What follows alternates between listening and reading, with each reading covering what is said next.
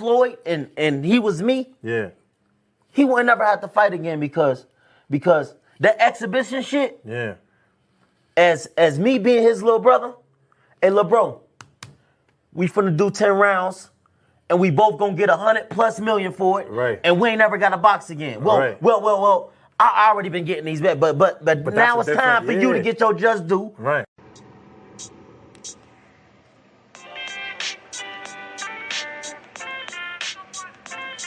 Yo,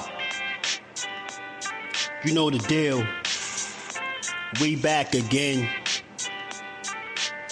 We never slacking. Word 'em up. Ladies and guys, whether if you drunk or you high, it's time to pay respects to the illest man alive. If you think you got a point, he'll shrink you down to size. And from there it's downhill like a slinky or a slide. Open your eyes, got a deep connection with the rise, so you might see them jump in whenever they go live. Peep it, this channel blowing up now, it's not a secret. With tons of exclusive interviews to listen to.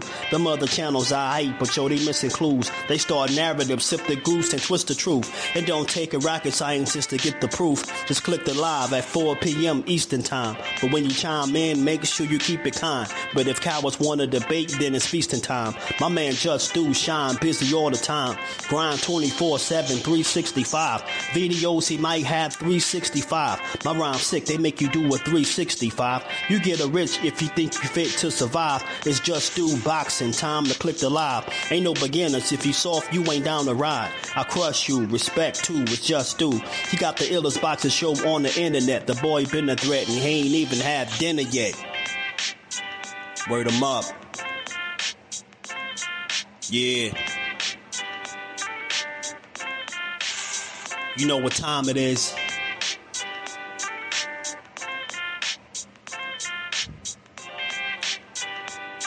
$4 p.m. Eastern. Click the link.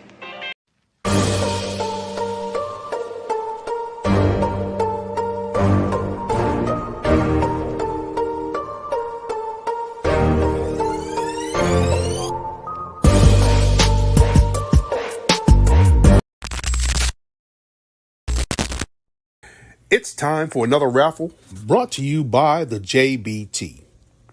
Our first item is a new 10th generation iPad with a liquid retina display which shows off beautiful color and has plenty of power for all your handheld computing needs. Great for work, play, or just movies on the go. How much is it to enter, you ask? Just $10. Or you can catch the deal with 3 entries for just $25. It's easy to enter. Just cash app your entries to $JBT Network 1. That's $JBT Network 1. Our second item is a set of Kenichi Bear Bluetooth noise canceling headphones. Great for gaming, movies, or travel. As the second prize in this great raffle. Our third item is a Ninja brand air fryer. Great for all your air frying needs. Cooking healthy with the JBT. So send your entries via Cash App to JBT Network 1. That's JBT Network 1. $10 each or 3 for $25. Put raffle on the comment line and you are entered. What's good? What's good? Salute to the family on this Good Friday. We are back to get boxing. It's just do one more time before the big fight, before the big fight, Canelo and Berlanga. I know y'all looking forward to it. But you already know if you catch this on the playback, smash the like button, sub to the channel, turn your notifications on, and come be a part of the build, man. Let me say what's up to the fam. Remo, let's talk fashion. My bro's in the building, Lonnie Lee. My family is in the building. B-Fighter, what it do, my guy? Thomas Hill, my guy. What's good, bro? Mr. Mechanical in the building. Melanin Queen, peace to the queen. Zoomverse, my guy. Peace always. Shout out to my guy, Zoomverse. Jordan Smith, what it do, my guy? JBT Network. What's good? That is family, as always. Thrillhead, what's good, family? Big Dre, my guy. Shout out to Big Dre, man. And y'all already know, shout out to everybody that joined the raffle. And if y'all want to be a part of this one, like I said, it's $10 to enter. You know, $25 get you 3 entries. It is 3 prizes. So, you know, the more the merrier. We did a good job. We had a good turnout with the last raffle. So we spent the block, as they call it. And we decided to add a couple more prizes. So, you know, from the iPad to the headphones, you know, to the air fryer. And who don't need an air fryer? I'm going to say it again because I think I need one. You know what I'm saying? Cal Cooler, what's good with it, family? How you feeling? Shout out to everybody in the building. Dodge J, what it do? Big B-Lo, what's good with it? Lion, what up with it, fam? Shout out to everybody. We're going to get to this. We're going to talk about it, man. Is y'all hearing the whispers? You know, is y'all hearing the whispers about this potential mega card? You know what I'm saying? I might need me one. You know what I'm saying? But is y'all hearing the whispers like I'm hearing about a potential mega card, you know, with Tank?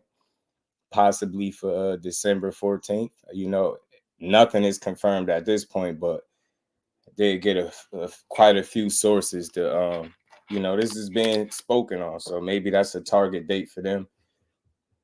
And like I said, we still don't know who his opponent is, but at least if we got a date, you know, we're going to have to find somebody, right? But not just him. You know, he's a show all by itself, right? He's the show. He's an event all by itself. People going to show up and show out for Tank every time he up at bat, right? But it's not just him. It's the you know what they saying could be the undercard for this fight, or just the layout of this card, and it looked good because you see the last time he fought, he had David Benavidez fight on his card, which was dope, and I'm hearing that could be happening again. You know, and a lot of people have been wondering what's up with the Charlos. I'm hearing not only one, but both of them could potentially be making a return on the card as well. You know, so I like it, man. I'm not mad at it. If Tank could get one more fight in, I know that'd be ideal. I know for Shakur, he definitely wanted to get one more fight in before the year out, but it just wasn't in the cards. He suffered an injury. I know that everybody's seen by now, but we're going to play the little clip in a bit. But we're going to talk about this, man, because I think this is good news. I think we could scrap the whole November 2nd date. I don't think that's happening. Just moving forward, right? We just got to see because the problem is, you know, who's available, and it's not going to be, you know, who you want it to be typically. So you already get ready, prepare yourself, get your seatbelts on. You know, it's going to be a bunch of complaining. It's about to be a bumpy ride, but we got to see who we pick because the pickings are slim. The options are just not available at this current point. So I'm interested to see who they come up with. You know what I'm saying? At this point, we done guessed them all, right? I'm interested to see who they actually come up with for Tank because, like I said, they don't, you know, they went after Loma. Loma decided to, you know, opt out and not fighting right now. So it's nothing else you could do. You know what I mean? You just got to move forward. And with that being said, you was locked into your situation. Shakur doing what he doing. You got De Los Santos, who people was calling. He's still injured from a shoulder that didn't heal properly, so he's out the mix. He already knocked off Frank Martin. Rayo is out for the rest of the year and at 140. So it's just a lot going on, but very few choices that are left, realistic choices that are left, especially with a targeted date if it's going to be in December. You know what I'm saying? Shout out to Big Dre, man. He said he want them headphones. I feel you. Technique was good. Cherry picking Dawsers? Nah, man. Tank ain't cherry picking. Like you get what I'm saying? He went after the guy in Lomachenko. Lomachenko started all this rift. So again, you could still be mad at whoever Tank end up in the ring with, but more importantly, let's be mad at Loma because he started this. He started this. You get what I'm saying? He started this, bro. You know what I mean? He started this.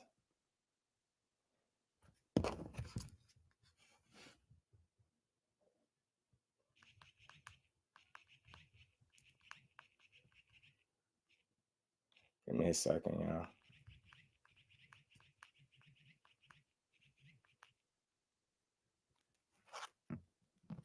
All right, back to it. So yeah, man. Hopefully the twins are back on this card. That's what I want to see. I think it's good for boxing. Again, I love the sport, so whenever you got a guy, I just think it's shitty how both guys, how people kind of jumped off the bandwagon and stopped supporting them. I get it.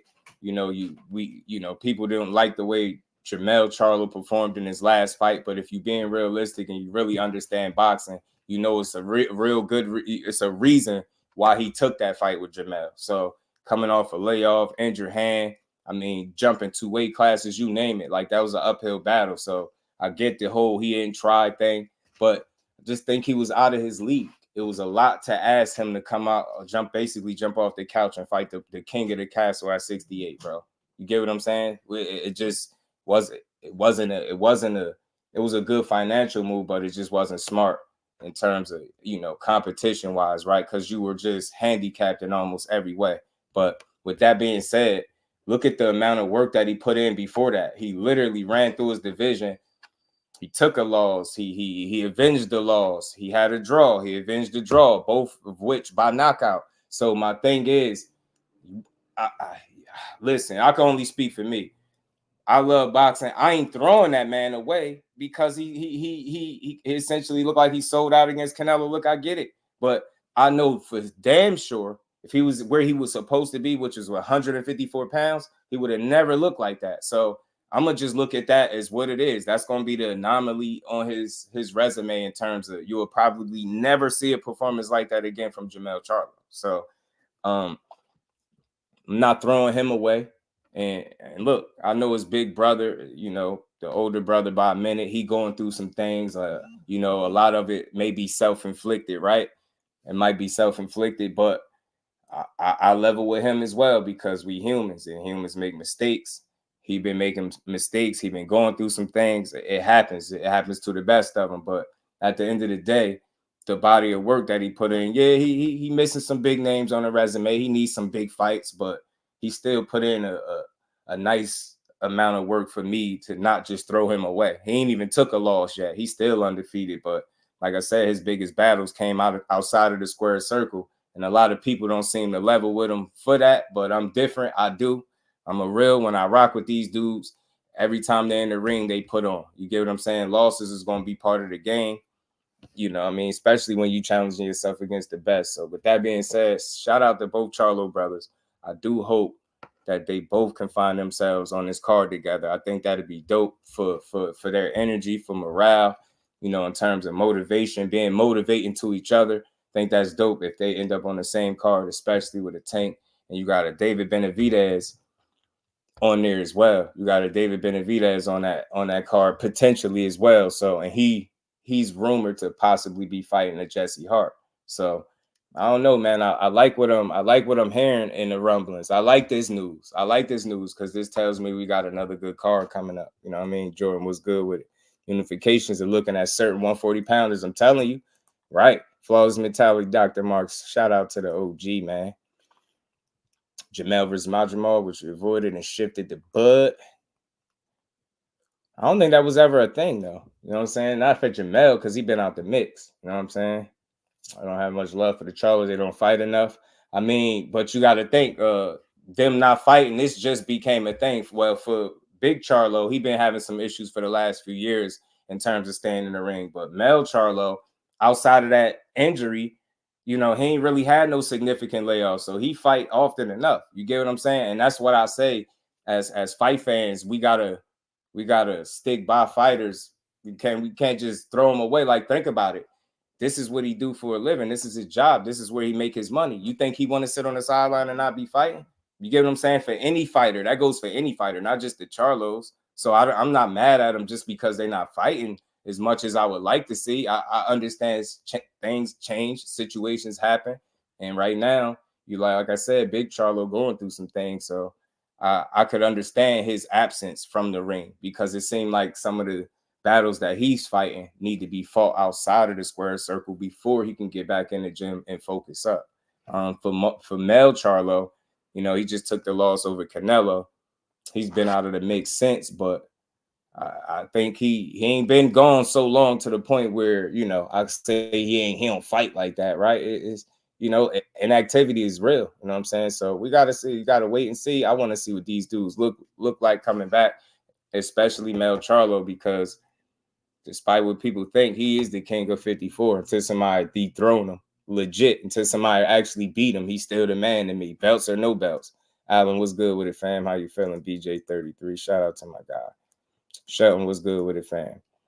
Dude, the Canelo fight was good financially, but a bad move career-wise, right? You know what I'm saying? And not necessarily, you know, just for in terms of, you know, fans ain't trying to hear that you was daring to be great. They just look at his dream, try to fight. But I'm still rocking with them dudes. Look, losses is part of it. He took one. He belonged his ass at 54. He said he was coming back at 54. That's exactly what we want to see. Remember this not too long ago. This was a little while back. You know what I mean? A little a month or two ago, not even. You know what I mean? Just know I'm back at 54. The king of super welterweight. That's that energy I like, man, from Mel Charlo. Get back in the mix and go reclaim what's yours, man. It's a lot of players. It's a lot of moving parts at 54. It'd be a shame if he don't find himself in the mix of it as well. You know what I mean? Lisa, peace to the queen. How you feeling today? Cornelius, shout out to my guy. What's good with it? Zach B. What's good, bro? Man down, Lions only, GTD. Get well fast, Shakur. You know what I'm saying? Let's build on this boxing, man. Just seen Jamal at Golden Nugget in Lake Charles, LA. He looks to be in great shape, weight-wise. I think he been in the gym, Big B-Lo. I think he been in the gym a little bit. Mel Charlo, the boxing source. What's good, my guy? How you feeling? Cool, look chubby for his standard on that hospital bed. Yeah. But you know, I would anticipate with it being this early. You get what I'm saying? Where we at? September. You know what I'm saying? Out in August, he got a while to go. So I think he would have been fine, but it's just unfortunate that the hand got hurt. But let's talk about this though, man. Let's talk about this, man. If this card is coming to fruition and these are the names, I like it. I like this, man. And you got Brandon Figueroa. Brandon Figueroa is another one. He's a hell of a fighter, bro. Brandon Figueroa is a hell of a fighter, man. Always entertaining to watch, always.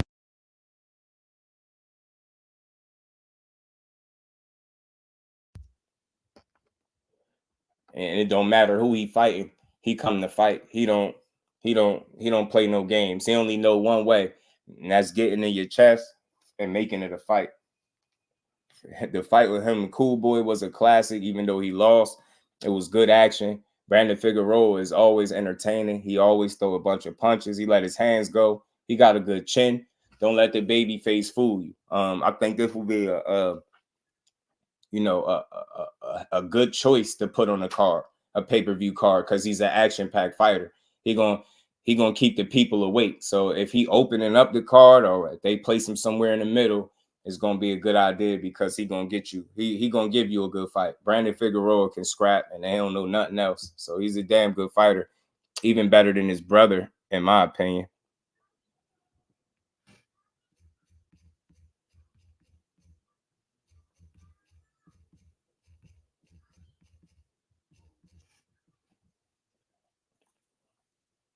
My bad, y'all.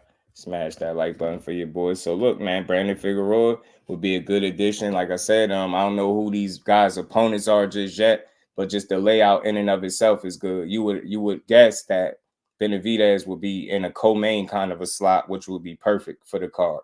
You know what I mean? That's a great appetizer before the main event. And Tank Davis, whoever they decide to get in the ring with them.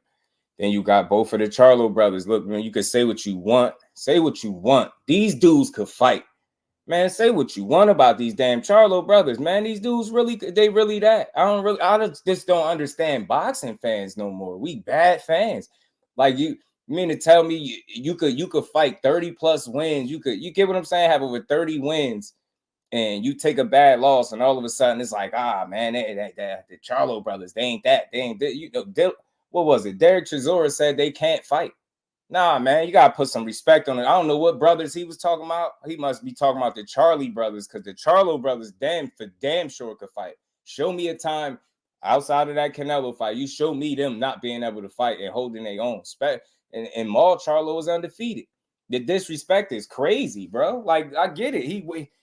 They go through stuff. Like, just like we go through things, they regular people. Like Jamal Charlo is legit going through stuff. And I respect and appreciate how the WBC stood by him while he was going through his stuff, and people kept demanding for him to be stripped. They was standing with that man for a long time. So shout out to Jamal Charlo.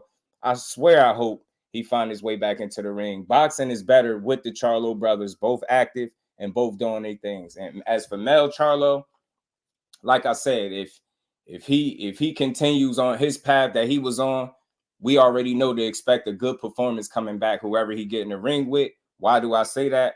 Because the first time we seen him lost, when he took that loss to Tony Harrison, what did he do? He even shed tears, man. He came back and stopped Tony Harrison. Then we seen him have a draw with Castaño for Undisputed. What did he do? He came back relaxed, composed, and outboxed him, and then stopped him. Man, people forget. How soon we forget? He is the king of 54, man. Yeah, he took a, so what? He took a fight at 68. He ain't look like the Charlo at 54 because he didn't belong there. Straight like that. They got weight classes for a reason. And if you're going to take that kind of jump, you at least, at the very least, need to acclimate properly before you face the king of the castle. He didn't do that. I respect it. He took a loss. That's just not his whole story. More times than not, we seen Jermell Charlo put on amazing performances, and that's where I'm at. So if he stay on track with what he's used to doing, we got a good performance coming back. He usually bounced back very well from adversity, and we seen the way he bounced back from a loss. He responded with a knockout. He responded from a draw with a knockout. So maybe he took a loss to Canelo. Maybe he get back and respond with another standout performance or a knockout. You know what I mean? I'm waiting to see that. Shout out to the Charlo brothers. I'm still rocking with them. I ain't switching up on them, man. They ain't gave me enough reason to do that. RB's glad they're coming back, and I hope they're on the same card. And Mel at 54, yeah, it's going to be hot, man. That's what we need. Jermell Charlo at 54. 68 was an anomaly, bro. We knew what that was. That was a handicap match, y'all. I ain't trying to give him no out. Yeah, he could have fought back harder, but he wasn't trying to get knocked out. Call it what it is. He wasn't trying to get knocked out. He was like, oh, hell nah. You might could get me. You get the dub, but you ain't knocking me out. And he wasn't beat. You know what I'm saying? So now that, things is settled since then, and he should be making his return back at 54 where he belongs. Don, what it do, my guy? The card sucks. Queensberry is better. And Roger was good, bro. You a fool, man. I like this. I like this lineup because I'm interested to see both Charlos back in the ring for different reasons. One, because they acting like Jermell Charlo ain't the king at 54. And two, they acting like Maul Charlo ain't been beating shit up. You know what I mean? Since he been at 54. You know what I'm saying? He's still that guy. And I heard somebody say he looked bad in the Jose Benavidez fight. Now, he might didn't look exactly like the Charlo of yesteryear, right? He wasn't in his absolute peak condition, but he beat Jose Benavidez up every single round. That was a 10-rounder, and he beat that dude up for 10 straight rounds, bro. He didn't look bad in that fight. He did not look bad. He looked like a dude shaking off some ring rust, but he looked relatively sharp. I don't think he was in the best shape possible, obviously, because if he was, I think he would have gotten a knockout. But aside from that, with all the stuff that he been going through, personal life and all that stuff, to bounce back, to make that ring walk again and get that win, man, that's bravo to him, man. Kudos to Jamal Charlo, man. You get what I'm saying, Lisa? We rocking with the Charlos over there. Emmanuel, what's good, my guy? How you feeling?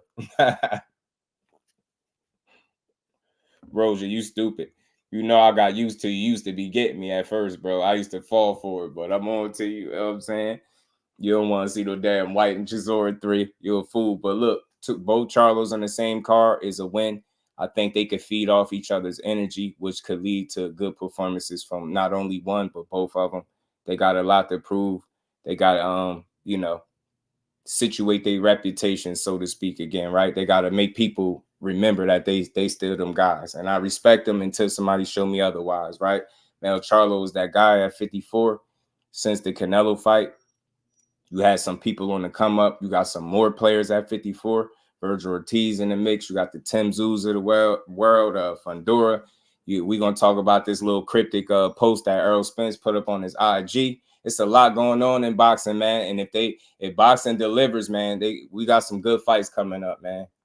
Charlo's at the time, I'm going to say this again, the Charlo's at the top of their game is great for boxing. Great for boxing. With Benavidez being on this card, shit, you never know, man. Maul Charlo looked like he could move up a weight class or something. You never know. They might start talking about that fight again, but he got to prove to people that he could return to full form before you could take on somebody like a Benavidez or even somebody on that level. Only knock on Jamal's career is his inactivity has kept him from making the biggest fights. Right. And his biggest battles, bro, has came outside of the ring and has led directly to his inactivity. Right. And it's just something I understand. You hate to see it, but it's life. And that's what you really seen happen for Jamal Charlo. Life happened. You know what I mean? Some unfortunate things, whether he self-inflicted or not, you go through stuff, you make mistakes, and it seemed like so many people abandon him and just threw him away. I ain't built like that. Nah, I want to see you bounce back. I want to see you, deal with whatever issues you got going on outside the ring and find yourself back into the ring performing at the highest level, because that's what you need to be doing. In that ring is where he belongs. You get what I'm saying? That's the same thing for Mel. Them dudes are fighters, man. Them dudes are fighters, and they can scrap. They've given us good fights through the years. So, like I said, I'm gonna just continue to rock with both of them because they ain't giving me no reason not to. You know what I'm saying? They ain't giving me no reason not to rock with them. So, again, man, if this lineup could be for December 14th, I like it. I like the Jesse Hart mention for David Benavidez. I think it's a good fight. It's a solid test. Jesse Hart been in there with some names. He been in there with the who's to a certain degree, right? And he ain't never been stopped.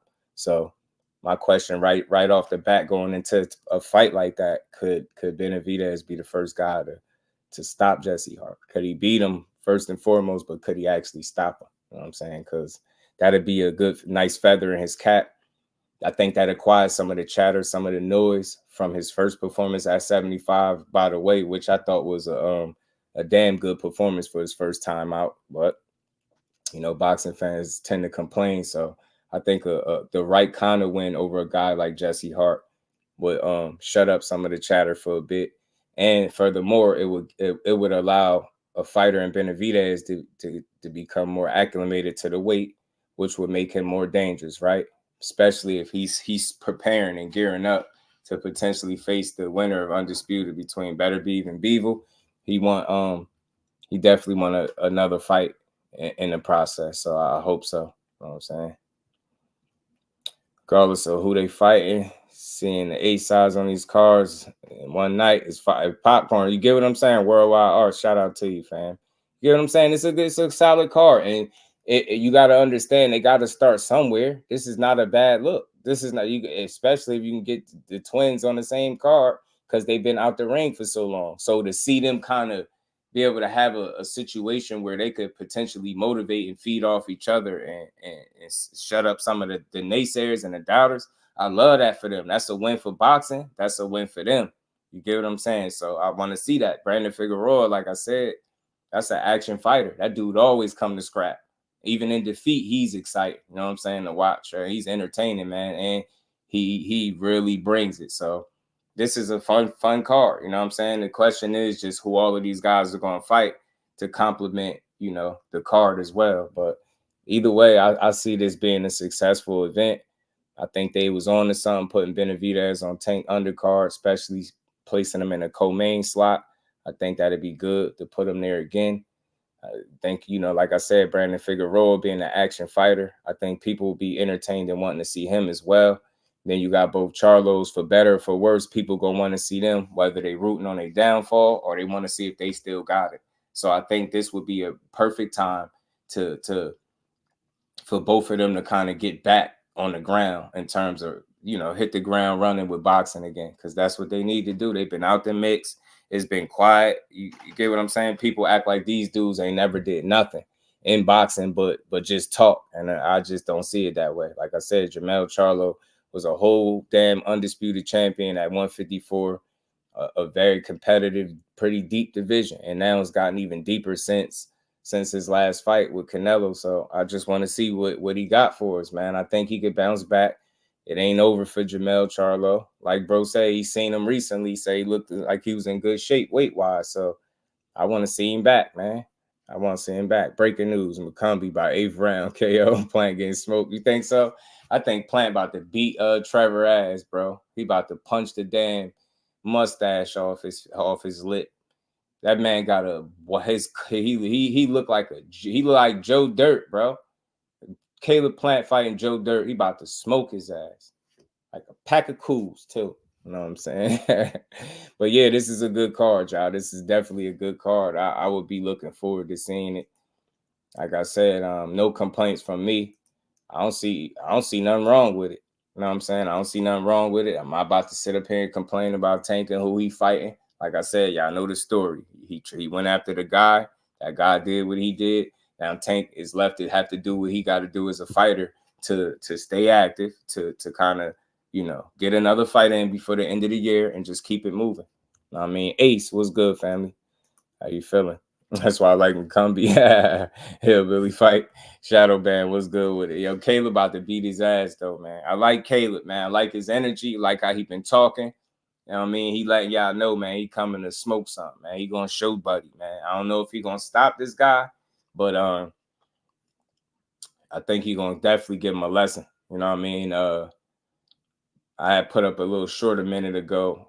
Lonnie B, who sparred with both Edgar Berlanga and Caleb Plant. He happened to say Edgar Berlanga ain't no big puncher. He can't really punch like that. He said Caleb Plant could crack.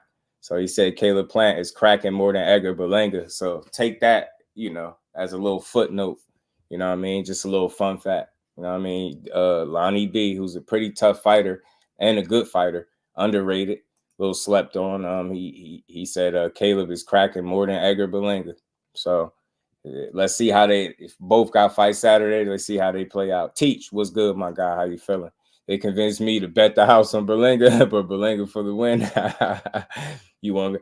Hey, look, man, I'm rooting for him too, Teach, man. I'm rooting for Berlanga. I hope he can pull some out the hat, man, you know? So I said, Caleb got to prove to me that he won't gas. No, I understand that. I do think, Shelton, that, you know, the fight gets in the back half, he does have the tendency to slow down a bit. He do. But I don't think Trevor like that.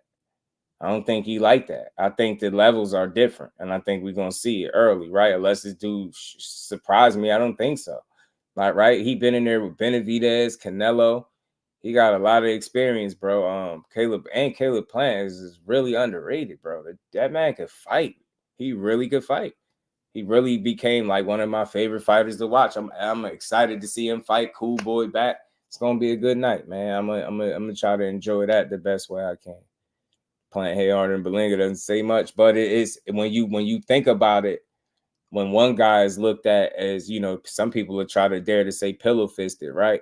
And Berlanga was built as this puncher per se, right? For Plant to be cracking more than him, I think is saying something about Plant and saying less about Edgar, right? So that's why I said it, you know, because Plant ain't considered a puncher, whereas Edgar is built as a knockout artist. You know what I'm saying? And I don't think he can't punch. I think the man could punch. You know what I'm saying? I don't think you sparking people like that without really being able to punch. But at the same time, there's levels too. You know what I'm saying? So we got to see. But I'm going to say Berlanga tougher than McGee. Think so? You think so? Sheesh. If he tougher than McGee, man, he might have something going on because McGee pretty tough. But Canelo said he carried McGee.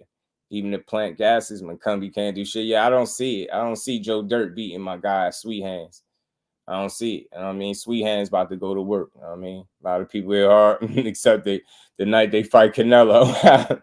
Iron chin. Yeah, he do got an iron chin, bro. Let's go, Berlanga. Upset the apple cart. Yeah, I'm rocking that. I'm jacking that energy too, Teach. You know what I'm saying? Shout out to Dr. Mark, too. He said, facts. I'm for Berlanga. We rocking with him. Why? It's nothing against Canelo. He's an amazing fighter, a great fighter. He's more than likely going to win. Let me just go out there and say that now. He's going to more than likely win. The question is if he's going to end up stopping Berlanga, right? But that ain't going to stop me from rooting for a guy that you handpicked, in my opinion, because you feel like you got pretty much all the advantages over, and he got a pretty good KO ratio, so you can sell that. He's Puerto Rican. I understand it probably and maybe for business it's good for you, right? And then it's a guy that you relatively, like I said, have every advantage over. And even the advantages that he do have, you're so far more experienced than he is that his advantages, you might be able to nullify the advantages that he do got. So that's why I'm rooting for him. He the underdog. Look, I appreciate his energy, and I will appreciate it even more if once Saturday night comes and that bell ring, he got that same energy. He got to keep that same energy, y'all. or I'm completely off. The minute I see him not keep the same energy, I'm completely off rooting for him. He got to maintain the same energy he's been showing me through this press conference, through this build-up. He been like, adamant about how he going to go out there and handle business. So I just want to see him go try. You know what I'm saying?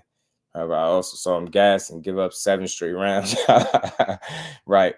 Ashley's corner was good, Cuzzo. How you feeling? I think Edgar looked like he had to cut some weight. Seen it in his face. I seen somebody suggest is he weight drained. I didn't think he was weight drained, though. His breathing wasn't the same either. Oh, man, he pumping Kool-Aid, Cuzzo? What happened, man? He pumping Kool-Aid. Hey, Cuzzo, he pumping Kool-Aid. What's going on, man? I didn't catch it. Tank versus Lomas could still be a possibility with the size being quiet at least. Yeah, hoping that's the case, Justin. I hope so, too. I hope so, too. But if not, then next year is still an opportunity for them to try to seize that fight, because that's something that Coach Kenny sounded like he really wanted. Edgar has average power. What does average boxers have?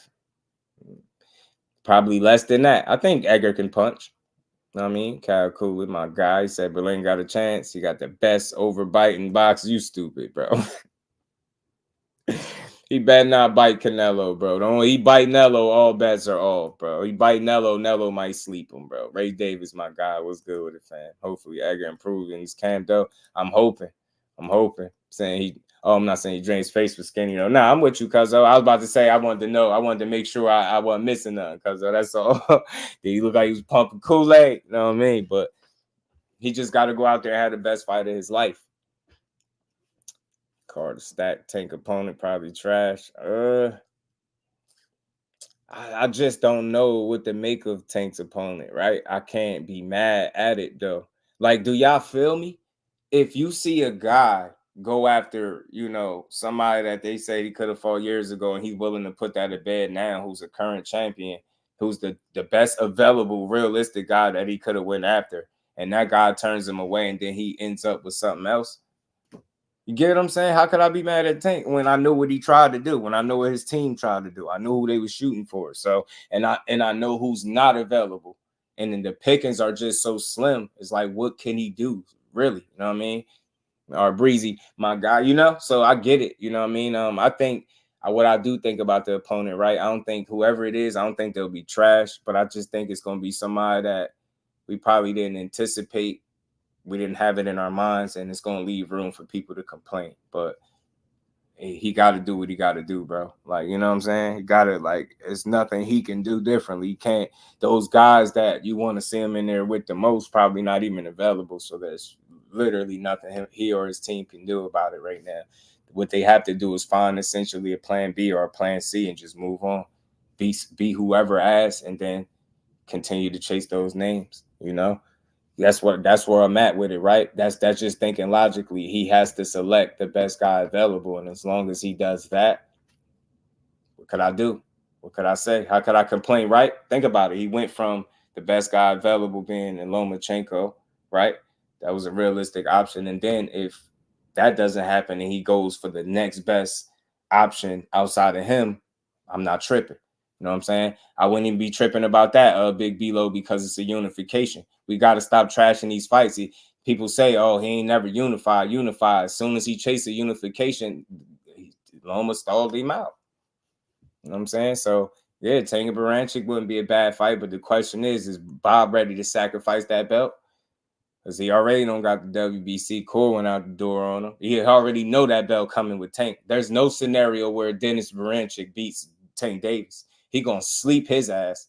He's not talented enough. He not fast enough. He ain't got no crazy punching power. Man, he ain't got no crazy movement, defense, and nothing. That is gonna be like pickings. It's gonna be like a feast for Tank. Gonna take that. We might as well give him the belt ahead of time. Might as well give him the belt when you see him in the ring if that fight next. Doesn't matter if Tank Shakur would have been next. And Shakur hurt his hand. It'd have been sick. Think about it. I said it, Cal. I said it.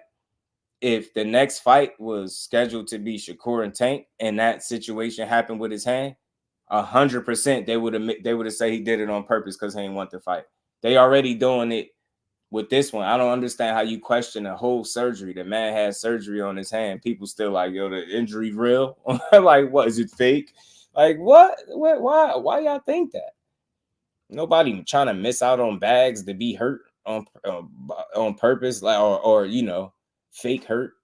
Tank, Maul, Mel, Benavidez, Boo Boo, Andre, 5 main eventers on that card. Sounds good to me. You get what I'm saying? That's what they can pull that together, teach. I like it. I think Lamont Roach and the DMV would be all right. I was hearing that as a potential option, but I also heard that his team said they ain't in conversations with them. So just gotta see. Tank opponent and lose his last fight, that would be a first for Tank, and I don't want. Yeah, I get that too, Cuzzo. But I don't think the pickings are so slim to the point where they have to do that. I don't think they at that point yet. You know what I mean? Yeah. You know what I'm saying? That's a good look for him. Yeah, he do. I think Chamberlain or something like that. You know what I'm saying? I think so. You know what I mean? He said opt out of fighting and just give it. Yeah, just give it to him, bro. You feel me? Man, but once they right before they do the introductions and stuff, yeah, just go on, kindly walk over there. Don't even warm up. Don't warm up. Don't like jog around the ring. You know how they be leaning on the ropes. Don't go do none of that. Make your first order of business to take that belt. Kindly walk over to the other side of the ring where Tank's standing at. And just hand it over, shake his hand, go back to your corner, do whatever you want after that. But I think that should be your first order of business. Just save yourself the trouble, bro. Save yourself the trouble. You know what I mean? Go ahead, take that nap, but get that man his belt ahead of time, bro. You know what I'm saying? Don't even play with him. Mr. In Pride, what it do, my guy? He said, breaking news, Tank versus Navarrete. Tank will punch Navarrete back down to 130 somewhere. I am Corey, got them Floyd hands. It's possible, or breezy, but the thing I would say about that is, it with Floyd, I think Floyd is actually like breaking bones. I think with Shakur, like I said, I got to do some homework. That's something that slipped my mind. I wanted to look up like about the tendons because that's what I'm hearing. He tore a tendon in the knuckle, so I don't know if that was what Floyd exactly was doing as well, but I thought he was like breaking hands and like, you know, the bones. So, but he might have some issues. Maybe he might need to wrap his hands differently or something. Maybe try some different gloves. I don't know. I mean, maybe the way you throw your punches. It could be a number of things. I don't know. I'm not the expert, but just spitballing. But hopefully, whatever it is, if there's some type of something that he can fix to avoid that, hopefully they figure that out. I mean, after his first loss, nah, I don't think he's gonna do that. Just being the street code acting. Oh man, Shakur is a cocky as Ab Judah. I think he just got to be confident. I think especially when people are against you. You know what I mean? You have to be confident in boxing. Forever G's was good with it, fan. He said, "Did you watch the Eddie Hearn video?" Just Eddie said that Lee Woods, Alfred Barrett, and Cordina for Shakur. Yeah, Eddie Hearn. I'm gonna have to see him. I'm gonna have to go make a trip for him. He better chill all the way out. Don't nobody want to see none of them fights. And Teach, we gonna jump him, bro. He can't make the court. Don't want none of them damn fights, bro. What? Lee Wood, man. If you don't go ahead, ain't Lee Wood at 26 or something? Zelfa Barrett, like what? Yeah, right, man. You put Shakur in there, Eddie Hearn. I'm gonna come holler at you, B. Don't even. All right, go ahead and all right. Okay, play if you want. Go ahead and play, Eddie. All right, you out here playing. Let me go holler at Eddie, man. Eddie, don't put my guy in there with none of them jokers. You know what I'm saying? We don't want to see none of that. Cordina said yes to the fight. Ultimate. Yeah, he better fight somebody else. Cordina better knock one of them off. Shakur get it right. Youngie will heal up fast. I think so. I think he'll be all right. He'll be all right. I just think I know he want to get back in there. I know he wished that injury ain't happen because he ain't nobody, a guy like him that live in the gym. You ain't trying to sit on that sideline for no extended period of time if you don't have to. It's just it ain't wise. Why would you? You know what I'm saying? Go pick him in the hospital bed like a grandma. Disrespectful fender bender. Disrespectful, man. Don't my boy like that. Disrespectful. Eddie go hit Shakur with the you owe me and put him in there with the UK. We gonna jump Eddie, man. And this is all jokes, by the way. I ain't threatening Eddie for real. I'm just joking. But Eddie, don't wild out, man. I'm gonna have to come see you, bro. I could have came and hollered at you in Philly. I seen you down there. I could have came and hollered at you. Just chill out. Don't do nothing crazy, Eddie. Like we get it. It's getting rough. Like people ain't, you know, it ain't working out. Like Boots, like don't take your frustration out on Core. Like don't put him in there with none of them guys, bro. That's gonna piss me off. I'm not even gonna hold you. Lee Wood, yeah, right. Yeah, punch him somewhere, man. I beat Lee Wood ass right now. D Free was good with it, my guy. And Kello was good, bro. And man, Shakur and Boots about to be like their big brother, Boo Boo Andre. But the thing is, bro, the difference is they're both younger. They both around the same age. They're both younger. It's you know, right now, of course. So my guess is if you fumble within that 2-fight situation, then you know you can go ahead and exit stage left on his ass. You know what I'm saying? Deliver. You reconsider some things, but like I said, 2 fights, I ain't gonna trip. It ain't that much that could go wrong in them 2 fights, right? So especially as long as he win. Sounds like Eddie had those 3 options, but Cordina was one who accepted. Okay, sounds like Cordina's a bit down because he's losing out on his payday. Yeah. I know he wanted that. Yeah, Lee Wood. We'll jump Lee Wood right now. Like right now, we'll jump him. I mean, feed him to Kermel Moten. You know what I'm saying? Only been at Eddie. I would be talk. Yeah, Cordina was gonna make a really good bag from what Eddie Hearn was saying. He was gonna make some real good money. So yeah, I know he kind of blown by not getting an opportunity. Get what I'm saying? But it's boxing for you, man. Shit, ain't nobody more annoyed than Core right now, I would guess. Right? So Eddie also said Boots news this Saturday, Sunday, early next week. And you know what? Real quick, a pit stop about something. So let me just say this. Hopefully that news that we getting about the tank card is solid. You know what I mean? Hopefully those are the names. That's the way they're trying to fill out that card. I think that'd be good. That'd be solid for boxing. Hopefully they get it together.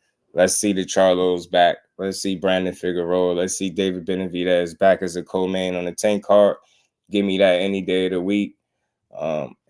We'll just see, man. So December 14th will be here sooner than you think. So hopefully that is the right date and we can see some good boxing. Shout out to my baby girl, the queen, Miss Jusdu. How you feeling? Hands ain't right, then we might have a little struggles, but I don't foresee any troubles with the 2-fight deal he signed. Yeah, I think he'll get through that. And if it ain't right by then you got a decision to make. Same thing with Boots. Good thing with Boots. Boots already got 1 fight out the way, looking to have another one. So that'd be 2 out the way just like that, 1, 2. And then you get that 3rd one. If he can't make none shake, then you have an opportunity to rock with somebody else. So nah, I ain't show it yet. I got it in here though. I got the screenshot in here. You stupid. It's silly. You know, everybody been coming for Core. But real quick pit stop. You brought up Boots, right? Remember, I showed this yesterday, right? And I'm not saying this is credible or none of that, right? But I just wonder, is it anything to this? Like with them potentially, like where would this come from? Or is people just making stuff up, right? Because Eddie Hearn comes back and responds, like worrying that people might actually believe what you say. Like my thing is, instead of just saying like, I guess it's too much like right if you just say that's bullshit. Like you could just straight up say, yo, your information wrong. Where you get your information from or something like that. You know what I'm saying? Oh, you want to see the card again? I got you, cuzzo. So yeah, like I said, I wonder if it's any truth to that because the timing of it for them to be talking about, Matchroom looking to possibly release Boots from his contract. Now it could be just chatter, just talk, but you know what I'm saying? That's what you get. That's what I was saying, Cal, and I got you, cuz I got you. I'm gonna pull it back up for you. You get what I'm saying? Why he ain't just flat out say, yo, you wrong? It's simple too. Where you wrong information, anything like your information is bad. You get what I'm saying? Whatever the case. You know what I'm saying? So Boots ain't happy right now, and that too. And so it sound like it's some frustration going on over there, rightfully so though. You know what I'm saying? Having to sit through all this BS and you sign on to a new situation and it's just more of the same. You can't get no smoke. You know what I mean? But that's all I was saying. Why he ain't just flat out say, Like, nah, it ain't no truth at all to that. I just like straight answers, not that. Don't play those games. Like, just say what it is and what it ain't. Like, I don't want to. Don't dance around it. Like, because people will believe it, bro. They will. I'm not saying I'm people, but people will take that and run with it. They ain't gonna do no homework. They gonna see that and they just gonna run with it. And I'm telling you, that's what I'm saying. Because of the timing of it is bad, but maybe it ain't spread. Maybe everybody ain't hip or privy to that rumor, so to speak. But my thing is the timing of it couldn't be worse because it's at a time where ain't nothing going good, where it seemed like he just getting a little bit annoyed with the workings, the business of boxing, and it's just like now you hear that. I mean, hopefully all of that is BS. Know what I'm saying? But Boots can't be happy right now, not to be able to get these champions in the ring. You know what I'm saying? He can't be happy. And real quick, man, Bozy Ennis, his pops had ran into Mario Barrios' trainer, y'all. And I'm gonna play this video. Then I'm gonna show Ash the fights real quick. I'm gonna show whoever else didn't catch it.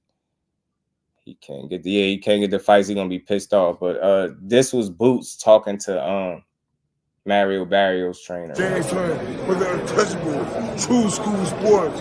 Let's go, baby. Bow. Be careful what you wish for because it can become a reality. Yeah. All right, Brendan Taylor here, True School Sports. I'm with Bozy. It's good to see you again, Mr. Bozy. Same here, good brother. How you feel? I can't complain. It's always good to be around the sport of boxing. Yes, sir. Yes, sir. But you know, you're training Steve Form for this fight against Carlos Castro. Right. Mario Barrios. Mario Barrios. Yeah, we won him. Boots versus Barrios? We won him. Who's the boogeyman? We won him. We won Mario. Bob, can we get it soon? Boots versus Barrios? You know what? Keeping it 100, Boots is one of the best I've ever seen. I think he's going to be a legend in the sport. Unfortunately, he's with his own. It would probably be hard to put that fight together. It would be a great fight for the fans. We're probably going to go towards Pacquiao. I don't know what Boots is going to end up doing. I know Mario would never turn down Boots, but no disrespect. That's a fact. I know. I think Boots is one of the best to ever lace him up, and his time proves out. I think that's going to prove out to be true. Why do you feel that way about him? He's the whole package. I mean, the guy's got everything. He's got the physical attributes. You know, the thing about it is a lot of times you get guys that are real athletic that are boxing, but he's a real boxer who's athletic. Stay away from guys like that. He's smart though, because I trained for inside and outside. Boots fight both ways. All ranges. He don't have to get hit. 3 levels. He don't have to get hit. 3 levels. Yeah, it's like in basketball. They say 3-level score. He's a 3-level fighter. In baseball, he's a 5-tool player. Yeah. Right? There ain't too many like him. He's one of the best to ever do it. I know he's going to end up proving that out to be true. Obviously, I like my guy Mario Barrios. My guy, I back him 110%. But, you know, Boots is one of the best to do it. It's going to be no easy task for anybody to fight Boots Ennis. It is what it is. You got to keep it 100 with the fans. For sure. Never lie. But that's why they make the fights. Right? Exactly. Things that you would think could never happen can happen. And you never know. See, I like honesty. people like him. Yeah. Speak the truth. I like Brian Norman's father because they know what happened. You know what I mean? That's why I have to get on there and talk about that. I have to let the truth out. What happened to his son? You know what I mean? When he sparred Boots. Brian Noman's been trying to go on everybody. He even went at me for like saying he avoided the fight. Let me tell you, you're only going to fight Boots Ennis. That paycheck better be real big. Yeah, I got you. Don't do it. He's spending hand. We never made $3 But how much do you think it would take to get Barrios in the ring with Boots? Shit, maybe 100 million. I don't know. We don't know. But you know, but in all seriousness, you know, Barrios has never turned down anybody. He fought Keith Thurman in his first fight at welterweight. It was no easy task. Tank. Barrios don't duck nobody. He's got the heart of a lion, the Aztec warrior. But obviously, you fight Boots Ennis, you better be ready. You better really be ready. There's no two ways about it. I agree. Thank you, Bob. My man, appreciate it. So you see, but he said a few things in there. Richard Paris, what it do, my guy? How you feeling, bro? Cal, I didn't catch it, man. I could play it though. You send it, I'll play it. All right, I see it, Teach. So he said a couple things there, right? You can't really make too much out of it, but yeah, how much you need for Barrios? I didn't expect him to really throw a number out there, right? That would be foolish, but this shit to say 100 million, like I know he joking, but he like that paycheck better be right. You fight Boots. He sent it in kind of indirect. You get what I'm saying? He ain't saying it to Bozy, but he like, you fight Boots, that paycheck. So Eddie, that's gonna be the issue. I get it. Barrios saying don't turn nothing down, but I wonder, is he truly gonna end up in the ring with Pacquiao? Because that's what he's saying. But if not, then he ain't turning nothing down. Then that same offer that Brian Norman was getting offered up, man. Maybe you make the same thing to Barrios and he take it then. You get what I'm saying? Bob Santos, right. Shout out to Ann McQueen, man, the professor. ABZ, what's good with it, fam? Appreciate you, Kyle. I got you. So he said a couple things, and then he also shot down the notion that Boots, he said Boots ain't make no $3 million in his last fight. He said that's a lie. So that's also something that, was out there that people was talking about, right? And he said it ain't true. Said Boots ain't make no $3 million. You know what I mean? So sound like we ain't doing this fight. Yep, unless they get the money. Just like, no, hey, but you hear me? You hear him, Ray? You hear him. He indirectly saying it. You get what I'm saying? He pretty much saying it, man. So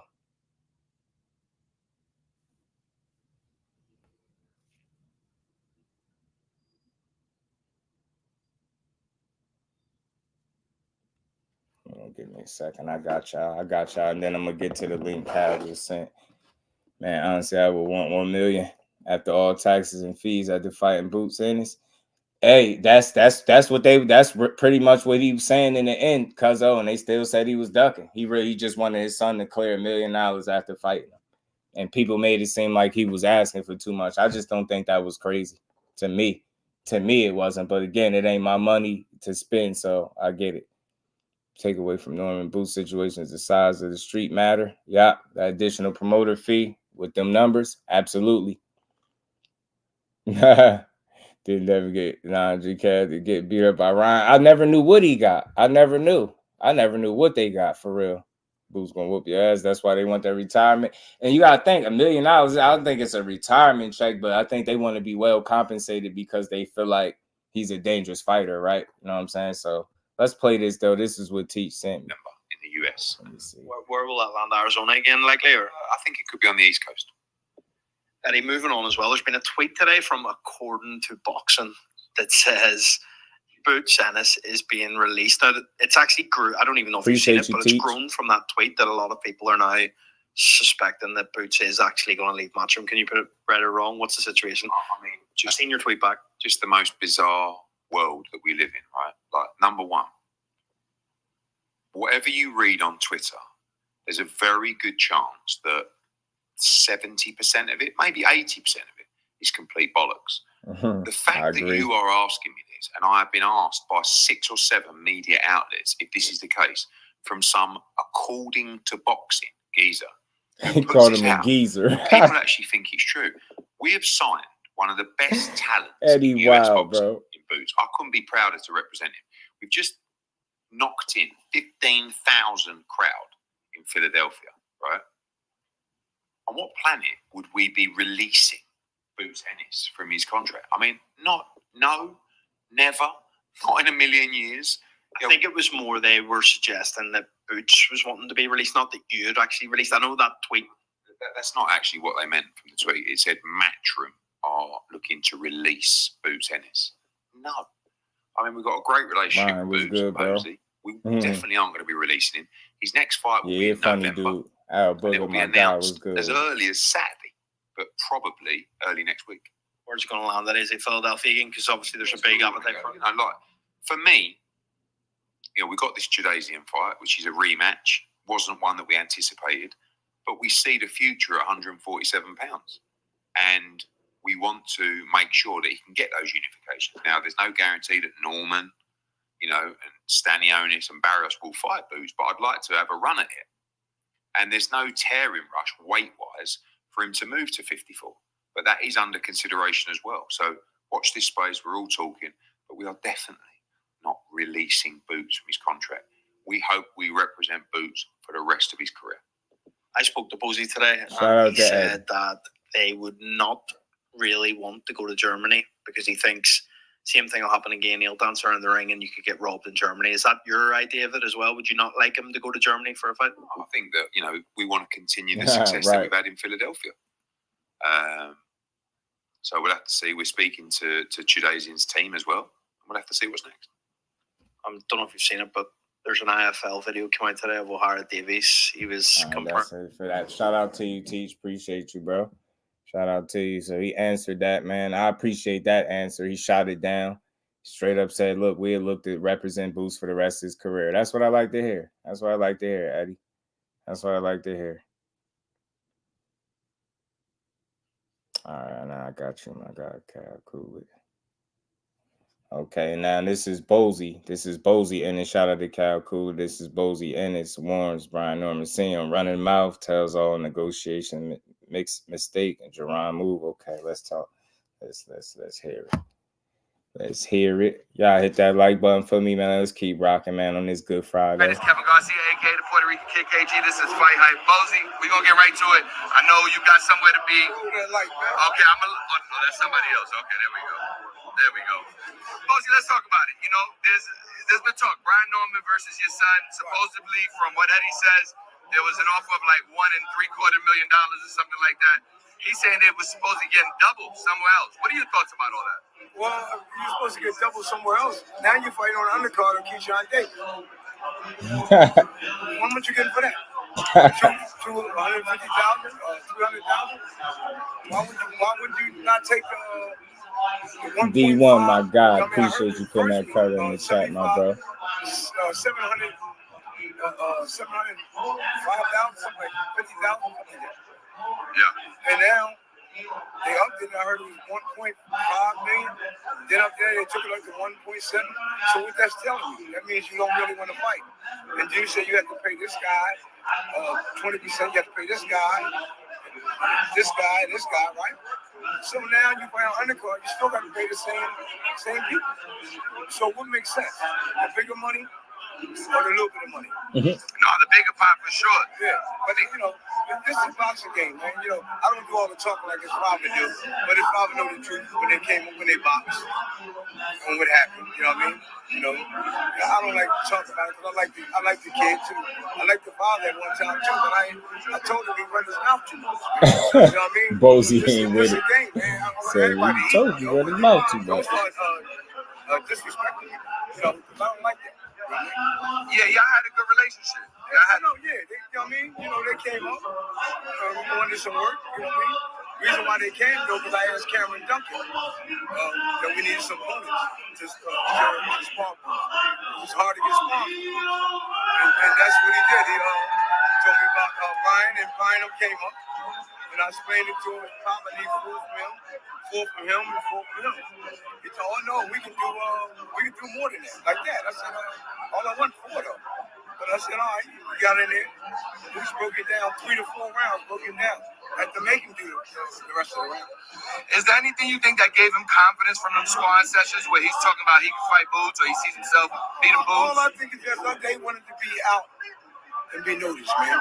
Just like they want to be a star. And they got to be a star for a certain amount of time using Boots' name. Yeah. Simple as that. You think they made a mistake not taking this fight? No, they did make a big mistake. They really did.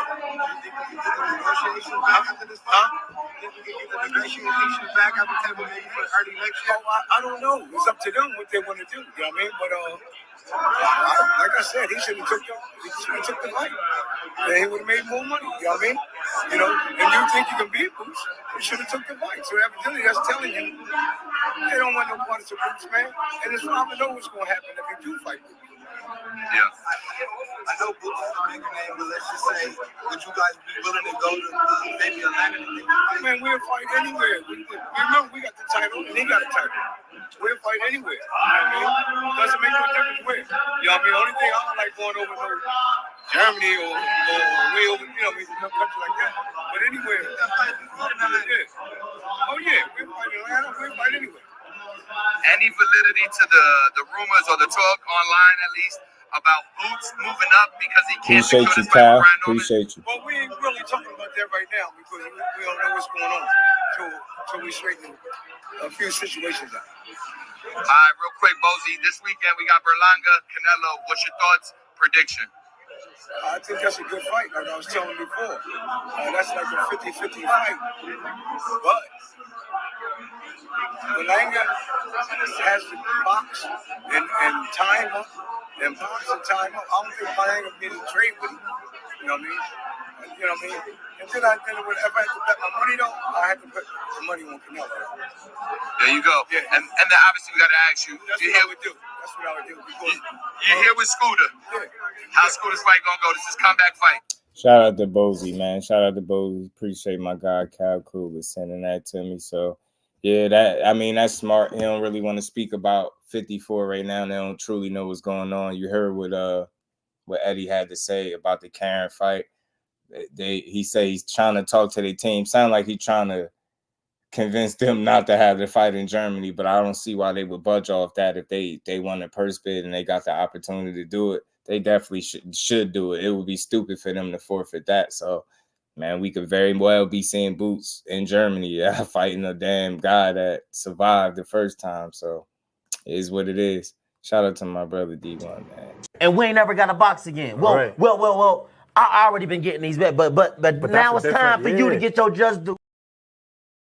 Shout out to my boy Ryan too, man. Eddie, you're gonna have to pay Karen to come to Philly something. You know what I mean? Cornelius, shout out to you, bro, for the 5-piece. He said at first senior wanted more money, being that they were fighting Boots at home. However, when Eddie was moving the fight, then the bar changed again. Yeah, what he had said, Cornelius, is if they would take that same money if they could move the fight somewhere else. Right. And I don't think that was an option because obviously Philly was where they building Boots at, and they feel like they could get the return on the investment over there in Philly. So, yeah, it would have been a tough call to ask them to really switch it. I understand the notion to do it and the reasoning for wanting the extra money, feeling like you're going on enemy soil and all that stuff. But, you know, it's unfortunate that these situations happen like this and we don't get fights. You know what I'm saying? But, yeah. It's negotiations. At least they never like walked away.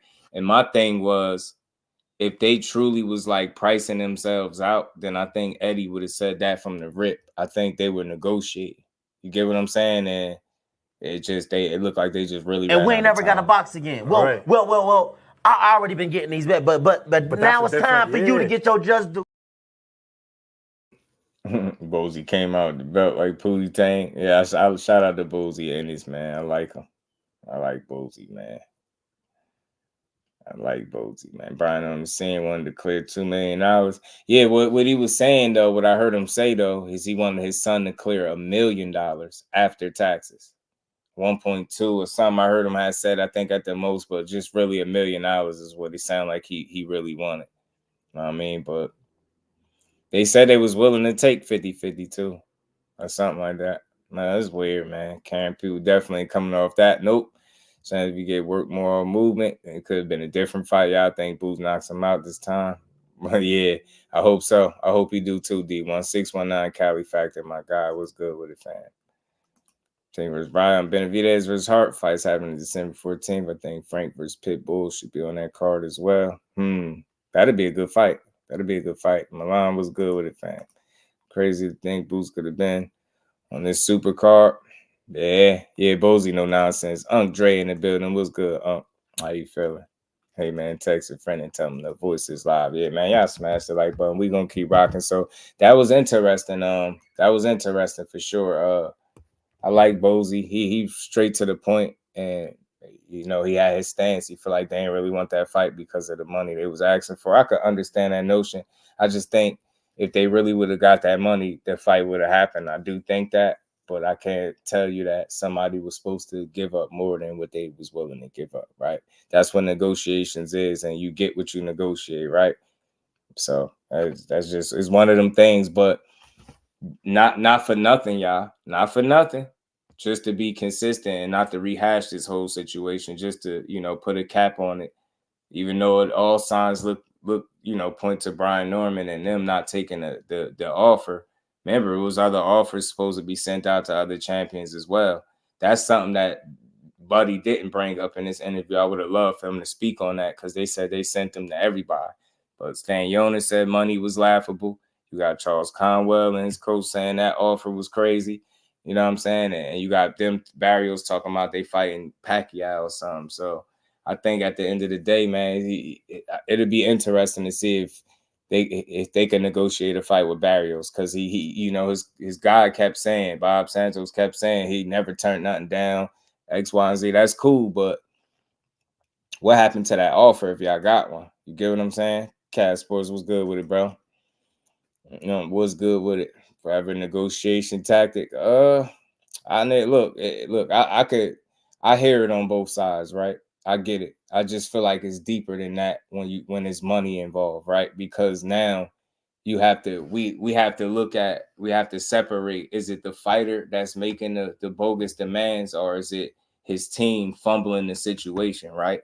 That's why I say it's deeper than ducking. I can understand why somebody's saying it. Cool. I ain't here to argue it, but my train of thought when it comes to this specifically is you have the fighters and then you have their teams. Their teams are the ones hashing out the numbers, that negotiating, going back and forth. Neither fighter is sitting up there talking about they won't fight, right? So it's not them.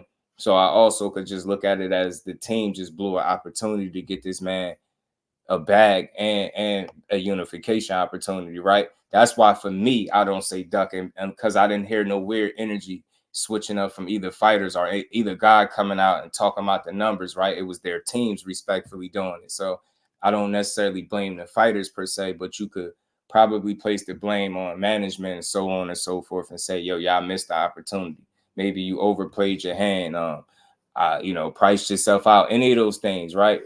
I get it. But for me, that's how I look at it. In the process of y'all negotiating and trying to maybe get some leverage the belt, missed a great opportunity for him, but maybe y'all feel like the route y'all gonna go would be y'all be just fine, but time will tell. So that's just what it is. And I just hate the fact that none of them worked out. You know what I'm saying? And I at least give them some credit for trying to negotiate.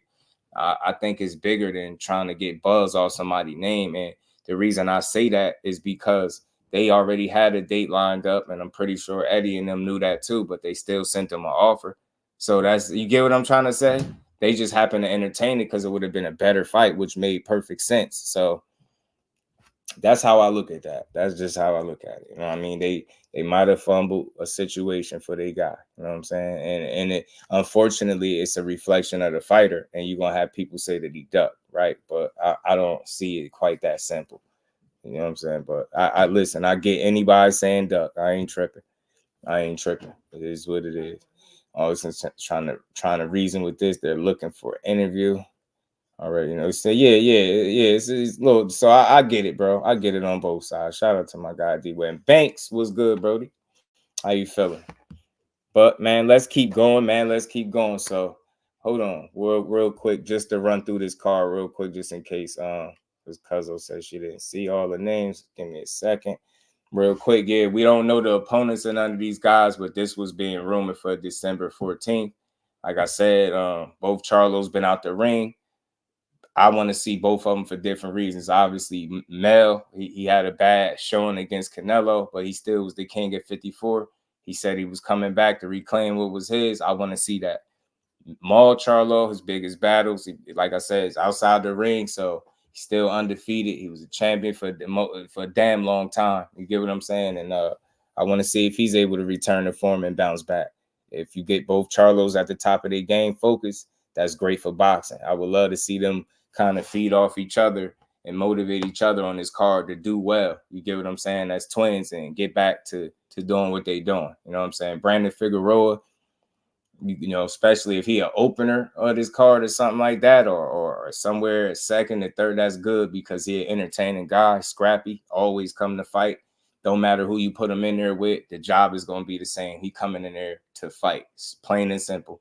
Throw a lot of punches, got a pretty good beard on him, great gas tank. Like I said, don't let the baby face fool you. That dude can fight. Benavidez, I think they was on to something the last time they threw him in there as a co-main on Tank card. I think that'd be a hell of an appetizer before the main event. It was rumored that he could be potentially facing Jesse Hart. I did hear that. So that wouldn't be a bad fight or a bad test for him because Jesse Hart been around the block. He was once at 68. He moved to 75. He's fought some people at 75 and never been stopped, right? So it's a good solid test for Benavidez, especially while he's still acclimating to the weight. So I think it makes a lot of sense why he, trying to prepare himself for what will be an undisputed showdown between the winner of Beterbiev and Beetle. So I think overall, this is the card, December 14th. I'm rocking with it. I'm not crying about Tank opponent. He tried to fight Loma. We know the story. We ain't got to rehash it. It is what it is. I would like to see this. It's a nice mix-up. You know what I'm saying? So hopefully that's the, real accurate news, because that'd be the best news we got on this. You know what I'm saying? Yeah, I was hearing Jesse Hart too. Big Supreme, what it do, my guy? As you can punch, but kind of, oh yeah, he got some wear and tear. Got some wear and tear. I'm busy with it, do my guy. Got some wear and tear for sure, but he can scrap. He can scrap, no doubt. He can scrap, no doubt.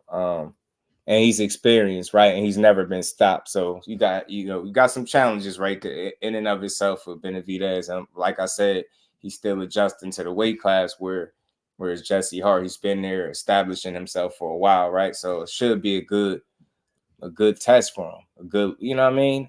Maybe an opportunity for him to even look better than he did the last time. So I like that. I like what Benavidez is doing if he's fighting on Tank undercard. It's a smart move for him. Steven Moose still sound because of the last deal for Canelo. Oh, maybe. Possibly.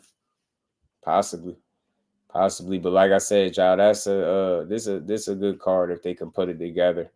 The Charlos need to be back in boxing. They spent more than enough time out, and I'm ready to see them back. Like I said, Mel said he just know I'm back at 154. That's where you belong. Let's see what you got. Let's see what you got. All right, man. We're gonna keep rocking, man. Something else. I want to talk about EJ for a second, and something that I could potentially see based on what we've been hearing. As we know, it was being reported, right, that Spence was supposed to fight Fundora. Then you seen them order Fundora and Crawford, and you heard I think Bomac came out and said they're not fighting Fundora. So it's a mess basically with that situation. I don't know which side to lean towards to say who's fighting who. Errol Spence has been out of sight, out of mind. The last time I seen him is when he just posted some pictures recently of him on his Instagram. I don't know if he's found a coach yet. I don't know what his situation is, but I do know he posted this little, you know how these fighters do, these little cryptic posts on their IG. I just happened to come across it earlier. Yeah, D1, that's a hard one. That's a tough one. That's the one I keep going back and forth with in my head too. Danny and Lyra. Chunga said, Berlanga look drained. He better not be. Hector Solis, what's good with it, fam? What's good, Hector? How you feeling? What about AJ and Dubois? Just do better fight than the Canelo fight. Yeah, I think it could possibly be more competitive, Brady knows. I think it could possibly be more competitive. I like that fight, though, for AJ. I think AJ could pull it off. I lean towards AJ, but Daniel Dubois is as live as an underdog as you can be, because he really got a real chance. And he showed a ton of heart after his loss, and he bounced back pretty good. He beat up Big Baby Miller, stopped him. He beat up Hergovich, you know what I'm saying, pretty damn well. He beat him up, so he been looking pretty solid, man. So he's riding with some confidence right now. I think he believes in himself, but AJ also has had the time to kind of rebuild himself. Shout out to Eddie Hearn, because you ain't abandoned your man even after he lost. You just kept pushing him. You still say AJ is the best in the world. Shout out to Eddie for sticking with his man, but AJ has had some time to kind of rebuild himself. So I think Daniel Dubois got his work cut out for him. I feel like, Joshua is more technically sound, more fundamentally sound, more he just sharper, right? Daniel Dubois, he makes some mistakes. He get hit often. He got a pretty good beard, but you don't want to test that against AJ. AJ could put you out. I mean, but back to the Berlanga's drain. Yeah, if he drained this, he probably gonna get knocked out, because Canelo was hell bent on knocking him out too. But like I said, y'all, EJ is my guy, man. People been throwing him away since the loss against Crawford. I understand he looked bad. I get it. It happens. It's boxing. You know what I mean? If you're gonna go out to the absolute best, that's what he did. You know what I'm saying? Ever since then, he been kind of out of sight, out of mind. Hair getting longer. EJ chilling, man. He about to build a gun range or something. I seen on his IG story. But this other post I seen on his IG story that I found to be interesting because it's very cryptic. You know, he don't say shit, and I ain't see nobody bring it up. It's very short, but it says a lot without saying anything. And we've been wondering where he coming back at. Is it at 54? Is he possible? Some people said he should be up at 60 already, but with this post, it just got me. Omar coming, y'all. Get Omar coming. Come on. Get out of here. Omar coming. Put that shit down. Let Omar coming. Come. Somebody is coming now. Come on, let's go. Yeah. Omar coming. So if y'all seen what I seen in that little clip, it wasn't Omar that I was worried about because when I first seen it, I was like, hey, he posting Omar coming. But I look up and I see he got 154 to 160 right there. So it got me to thinking, like, we don't know is he coming back at 54 against Fundora, but he put 54 to 60 in that post right there. So you know what I start thinking? I'm like, it ain't out the realm of possibility for him to go there, right? He's had fights up at 54 before, you know what I mean, earlier in his career before he settled in at 47, right? But what I start thinking is that Danny Garcia and Lara fighting this Saturday, you know, and he's fought Danny already, obviously, and it was, you know, one side he put pause on Danny. He beat Danny more convincingly than anybody has ever beat Danny, right? But it gets me to thinking, you put 154 to 160, you got the little Omar's coming, so you basically saying you coming, and it possibly could be between 154 and 160. You see that fight with Danny, somebody that he already fought. You feel Danny's younger, obviously, but he's been off for 2 years. You know, Lara is sniping up there at 60. Could he find his way back in the ring with Danny? If Danny beats, you know, Lara, then he'll be a 3-division champion. EJ could find his way at 60. A rematch with Lara, that's something Danny, that's something that's doable and realistic, more legacy for him. Something else he could chase. You know what I mean? It's just an option. It's just something that I seen when I realized that he had 54 to 60 in there. He could have just put 154 with the shark emoji like he been doing or whatever. That 60 made me think a little bit different. 154 to 160, huh? So you got eyes on 160, and who knows? He probably looking at this. He probably looking at it the same way. There's no way this Saturday's coming and he ain't watching these fights. You get what I'm saying? You watch people that you fought before because you could find your way back in the ring with them. That could be a fight, and you know Danny would be with it. So I don't know if I'm jumping the gun for Spence, but hey, man, all you had to do was put this Omar's coming at 154 to 160, and my mind went to going. I was like, damn, 60? Who you going to fight at 60? Then I'm like, damn, Danny is fighting Lara. Some people, you know, I'm kind of torn. It's a 50-50 to me. But if Danny wins, if his youth carries through and, you know, he's able to outlast Lara and, you know, whatever, outbox him for whatever reason because he's an older guy, right? Man, I don't see why he wouldn't consider that fight if he's thinking about coming, y'all. Omar coming. Come on. Get out of here. Omar coming. Put that shit down. Let Omar coming. Come. Somebody is coming now. Come on, let's go. Yeah. Man, yo, these fighters cryptic as hell, bro.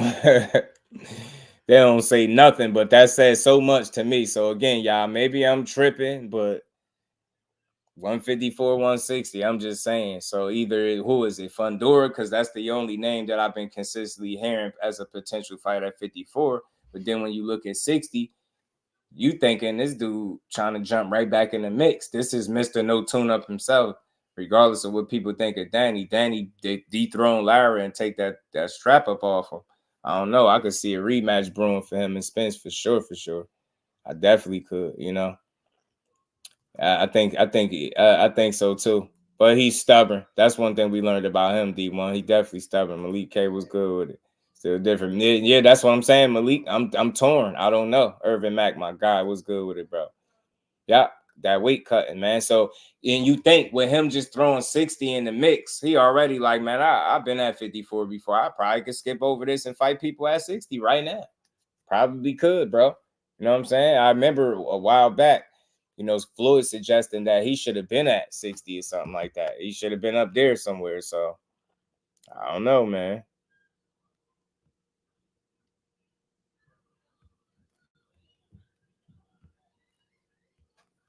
And Danny talking like he gonna beat Lara, man. So I hope he do. I mean, I ain't saying I hope he do. I like Lara. It's gonna be a good fight, but he better. But like I said, I could see him potentially challenging a Danny Garcia, man. And you got to think that's an easy fight for them to put together. That's very easy to put together. Danny ain't gonna duck no smoke. He'll be a 3-division champion. You giving Errol Spence another opportunity to be a champion to get back. We still don't know what he'll look like. I don't know. That fight might be more competitive this second time around, depending on how Danny look. And if Spence actually find his way at 60, how he look coming back. You get what I'm saying? Tay, what's good with him, my guy? So I don't know, man. I just was thinking, bro. I just thought that was perfect. It's a perfect fight. It's an in-house fight. It make me even want to make a shorter video on this. I want to get some people real thoughts on this. Like, I think that's a fight for him. That Terrence Crawford is going to be a tough fight regardless, no matter where he fight that guy at. You know what I'm saying? If that's not in the plans, if you're not really fighting Fundora, man, if Danny Garcia win, man, or even if he, well, shit, who Lara with? Lara on the same side too, I believe, ain't he? So look, there you go. That's an easy fight to make for Errol Spence. Very easy, man. He said what he said. He made this little cryptic post right here. Omar coming, y'all. Omar coming. Come on. Get out of here. Omar coming. Let's sit down. Omar coming. That's Somebody is coming in. Come on, let's go. That would be a great fight for him. Especially if Danny win. They got a little backstory. They fought before. If Danny being a new champion at another weight class in his 3rd division, probably if he's the win, I know he'll be looking a bit rejuvenated in there, right? And then there's so many questions still surrounding Errol Spence, and for him to potentially skip over 54, not even say whatever, and then go up there and challenge a guy like Danny that could be looking good and rejuvenated after 2 years off. I don't know. You get what I'm saying? Could be a good fight. Could be a hell of a rematch. One that we didn't see coming. One that we definitely didn't see coming. See, that's the thing though. Chungus, he ain't going, like, a redemption fight would be what? Another word for that would probably be tune-up, right? And we know that guy don't want no tune-ups. He said he don't want no showcase fight where you pretty much know the outcome. He said it's a waste of time for the fans, and he also said it's a waste of time for the fans, and he said he on borrowed time as it is. He don't have time to waste like that. So he said if he gonna fight, he got to deliver top fights to the fans, and that's just what he's stuck on. And with the team that he's got, it seemed like they gonna put him in position to be that guy until he up out of here, right? Because that's a perfect fight for him at 160, man. That's a perfect fight for him. Open to the division. Welcome to the division fight. Say Danny get that win over Lara. And that's a quality win. Lara been cooking with grease since being up there at 60. He been winning. He about 4-5-0 with like 4 knockouts, I think. And 1 decision up there. He been smoking shit. So Danny will be beating a very, good older version of Lara. Like, he ain't just a 40-year-old guy, and that's just the end of the story. Nah, that dude he's gotten older. The legs ain't the same, but he's sniping more. He's standing in the pocket more. He punching you more. He getting more knockouts, and you don't see that. He did 2 things that impressed me. He went up to a weight class for one that I never anticipated seeing. Lara, I don't know, maybe. I don't know. I just thought he was going to be a career 54-pounder. I thought he was going to chill down there. But for him to go up and then start getting knockouts, not only in a higher weight class, but later in his career, is very impressive, man. He in there punching a little bit, bro. He's sitting down. He more intentional. His punch placement is good. I don't know. Lara is going to give, I believe, Danny Garcia all he can handle. I think that's going to be a hell of a fight. And I still got that as my sleeper fight on the card. You know what I mean? I know people probably overlooking it. They like, man, Danny been off 2 years. Lara 40 years old, 40 plus. Nah, Lara been smoking shit at 40 plus, knocking guys out, beating dudes up, making him look bad. He snatched up a title. You know what I'm saying? I like this older version of Lara. Shout out to my guy, Irvin Mack. You know what I'm saying? AJ is asking for them joints. I need to tune up my F around get beat by the Tower and Inferno. I'm telling D1. So another thing I'm saying is you figure those fights are all risky, whether it was a Terrence Crawford, a Fundora, a Tim Tszyu. But somebody, I ain't saying Danny Garcia ain't risky. Every fight you take coming back after what you look, you consider some type of risk involved, right? But somebody with some familiarity that you've been in there with, right? That you won over, that you might have some confidence over, right? You know what I'm saying? In-house fight. Y'all on the same side of the street, as they call it. So it should be an easy fight to make if Danny wins tomorrow night. You know? I could see that. I could see that, man. You know what I'm saying? Y'all heard it first if it happened. Y'all heard it here first if it happened. Y'all heard it here first if it happened, y'all. If it happened, y'all heard it here first. I heard it here first, bro. So it looks like Teal says he's free for Tank. Oh, man. Teal's an idiot. I'll pull it up, though. I got you. AJ would take Tuna's entire career. Nobody said shit. Yeah, you know what? But I think some of those fights that he took after losing to the second Usyk loss, I think those fights were smart for him because I think confidence is what was missing. Confidence and identity, what was missing from AJ's game. And I think those fights that he fought allow him to regain some of that confidence and that identity. And I think now he's kind of rolling with some confidence. And this is what makes this fight a good fight because he's taken losses. Daniel Dubois has lost before, right? I mean, both of them lost more than once. They heavy hitters, but they both been putting together some good wins and looking solid lately, looking sturdy. So it's going to be a shootout, I think. It's going to be a good-ass fight. And if Daniel Dubois catch AJ the right way, man, it's going to get very interesting. It's going to get very interesting. It's going to get very interesting. Get what I'm saying?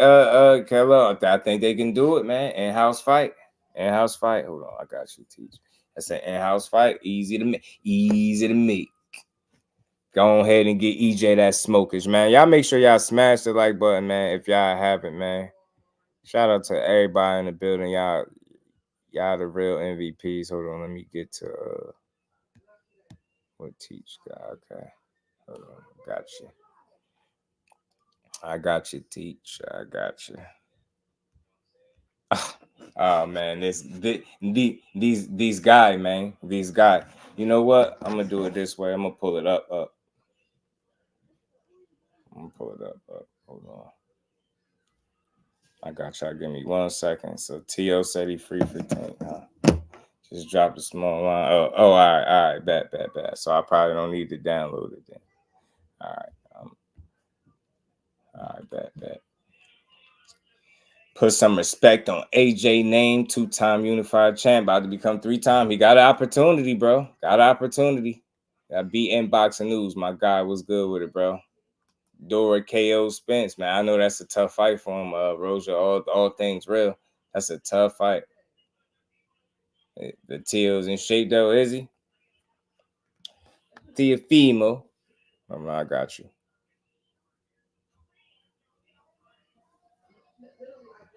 I got you. 1 second, y'all. I'll smash like I'll pull it up for.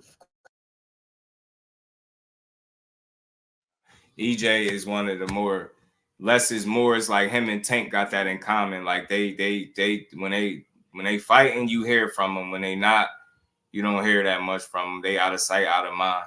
And when they do post, there's always some cryptic stuff that they don't really say much. They just leave you to kind of think about it. And that little post might have went over so many people's heads, but I seen it for what I think it is. And it sounded to me like your comeback could be simple between 50, 54 and 60. And my guess is if you obviously if you looking to compete at 54, then maybe you obviously getting in there with a Fundora. If Terrence Crawford obviously ain't fighting him, right? You the more lucrative opportunity for Fundora. His people on record saying it's their jobs to get him the most lucrative opportunity, which is obviously Errol Spence. So if he had 54, it's probably a Fundora. You get what I'm saying? Because he don't want no tune-up. And if it's his fight at 60, like I said, Danny Garcia win that fight, or even the winner of that fight, fight Lara.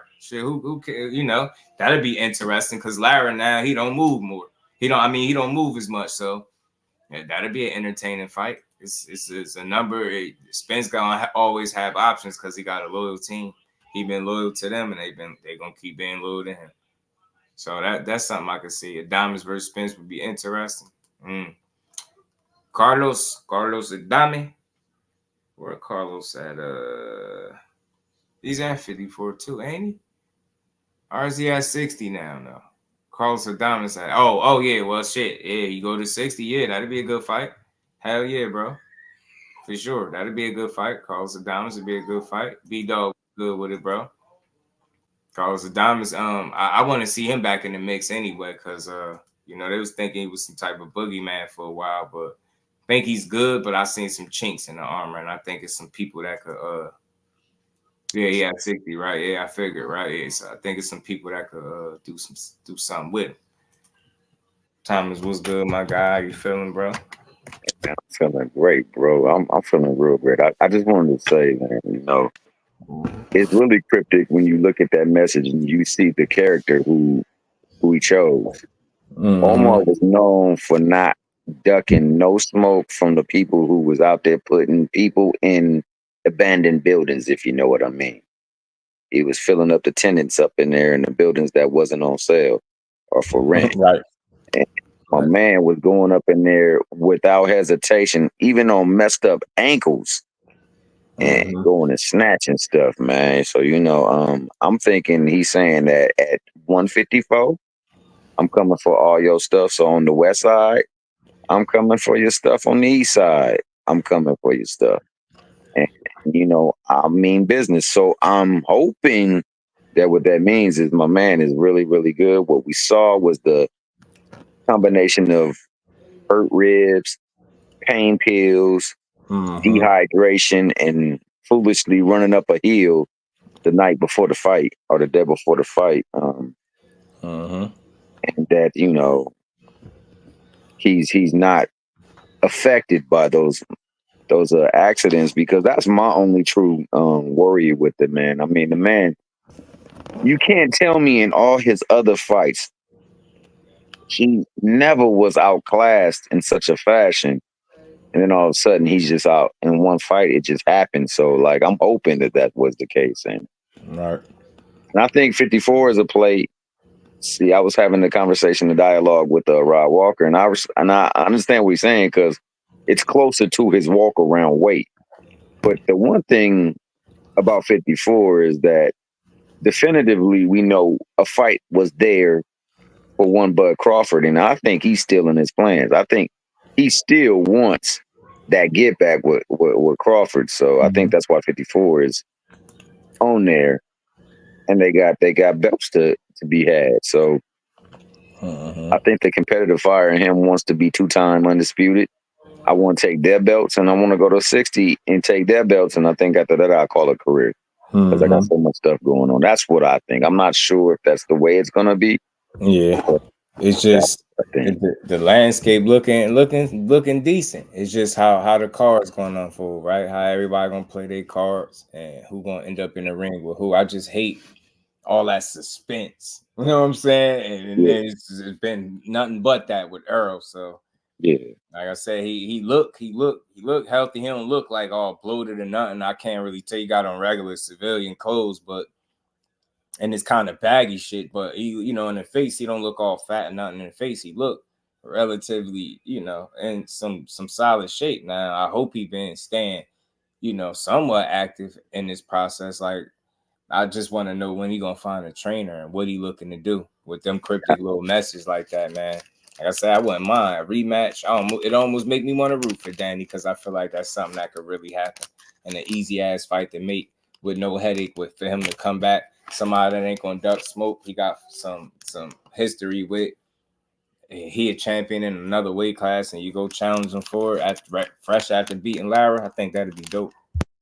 Yo, shout out to the ubiquitous and loquacious Ann McQueen, man. That good brother already did a little expose on Danny, and what we find is that man is a very astute fighter, man. Like the man doesn't put himself in positions to be taken advantage of, and when he slightly does because we're human, we're always gonna make mistakes.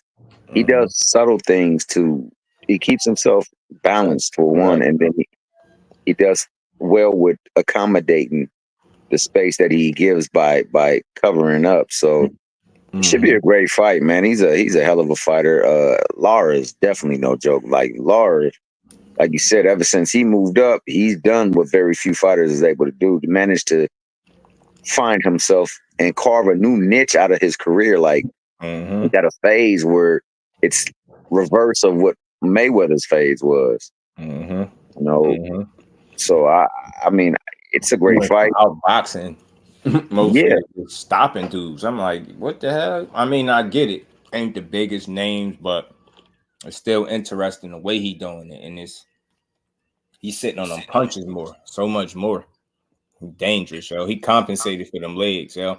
It's like to me how he was able to adjust is the equivalence of a dunker in basketball. Like you start out being a high flyer, you got them legs. You get older, them legs get shot. Now you got to work on the jump shot. And that was a little fundamentals, and that's what he was able to do. He's like, oh, all right, I can't move, and he ain't in denial about it. It's like he's adjusted to what he is now, and I think for anybody in his position, he the best version of what he actually could be right now. To me, man, absolutely. So, he got to deal with that. So like you set up, man, a fantastic fight.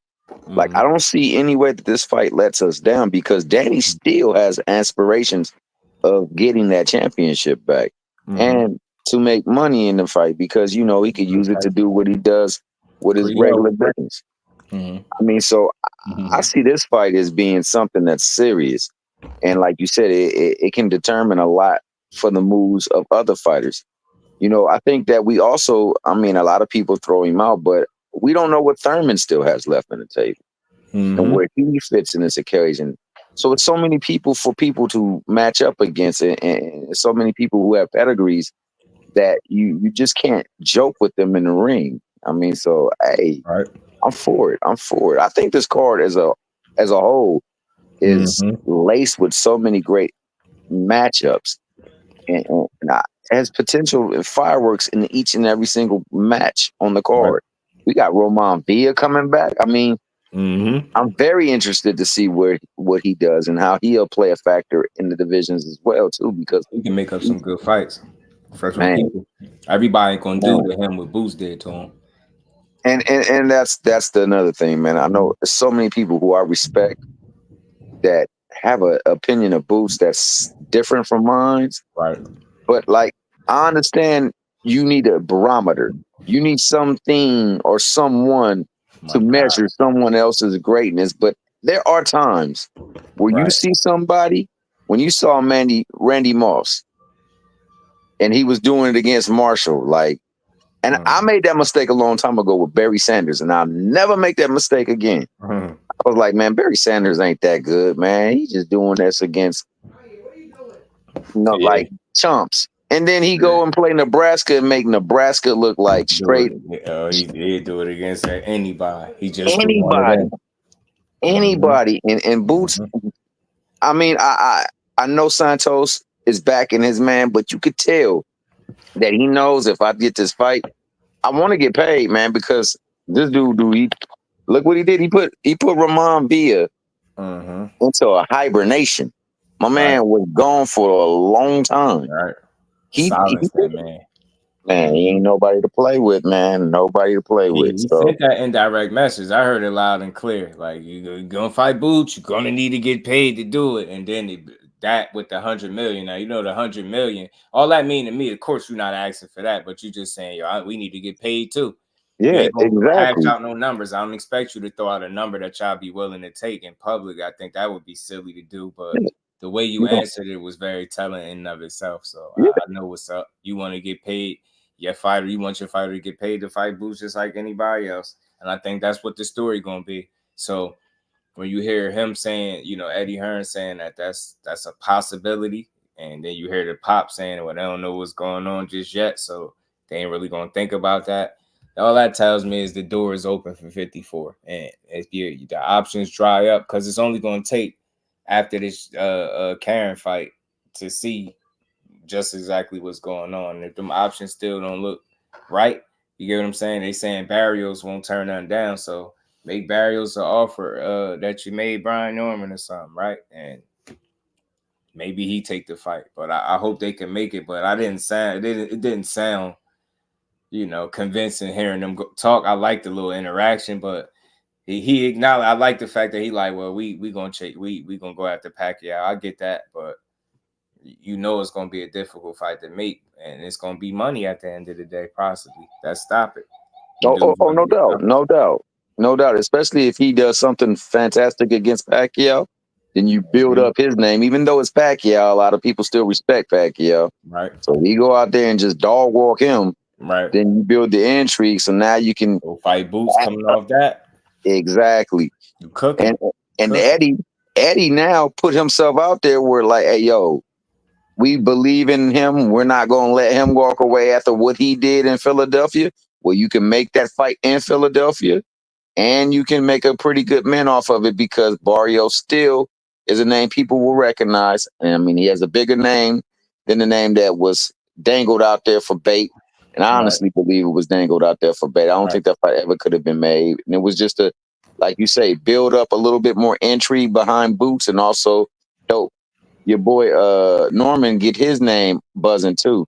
So I guess when you on opposite sides, you never look at the good. It's always some type of good that could come from it. Maybe both fighters got their names constantly being shoved out there and constantly spread everywhere. So I just don't see it as clout chasing because they didn't send themselves an offer. They got sent the offer and responded with trying to negotiate. I really respect that, but if you somebody that feel like they was just trying to drag it along and they would have kept asking for more, I get it. But ultimately they could have proved that by just giving them what they want. And if they, ask for anything more than that after that point, then you know what it is. But I don't think so. I think we would have got it. But for sure. But the reason why I say it wasn't a cloud chase is because from what I was understood, once it was already ordered for the purse bid, you can't make a fight at that point in time. And they came out after the order had already been placed in. So there was no way the fight could actually be made.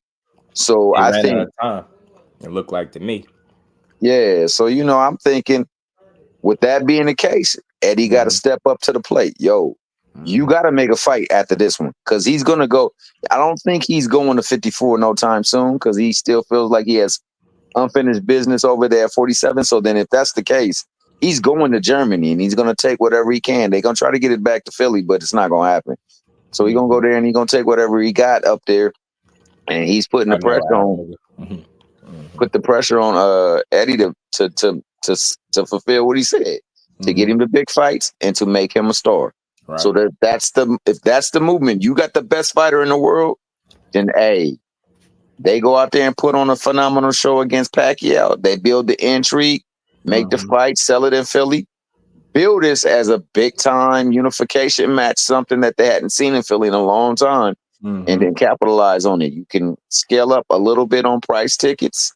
One thing I would love to ask Eddie was like, aside from what they was asking for, right?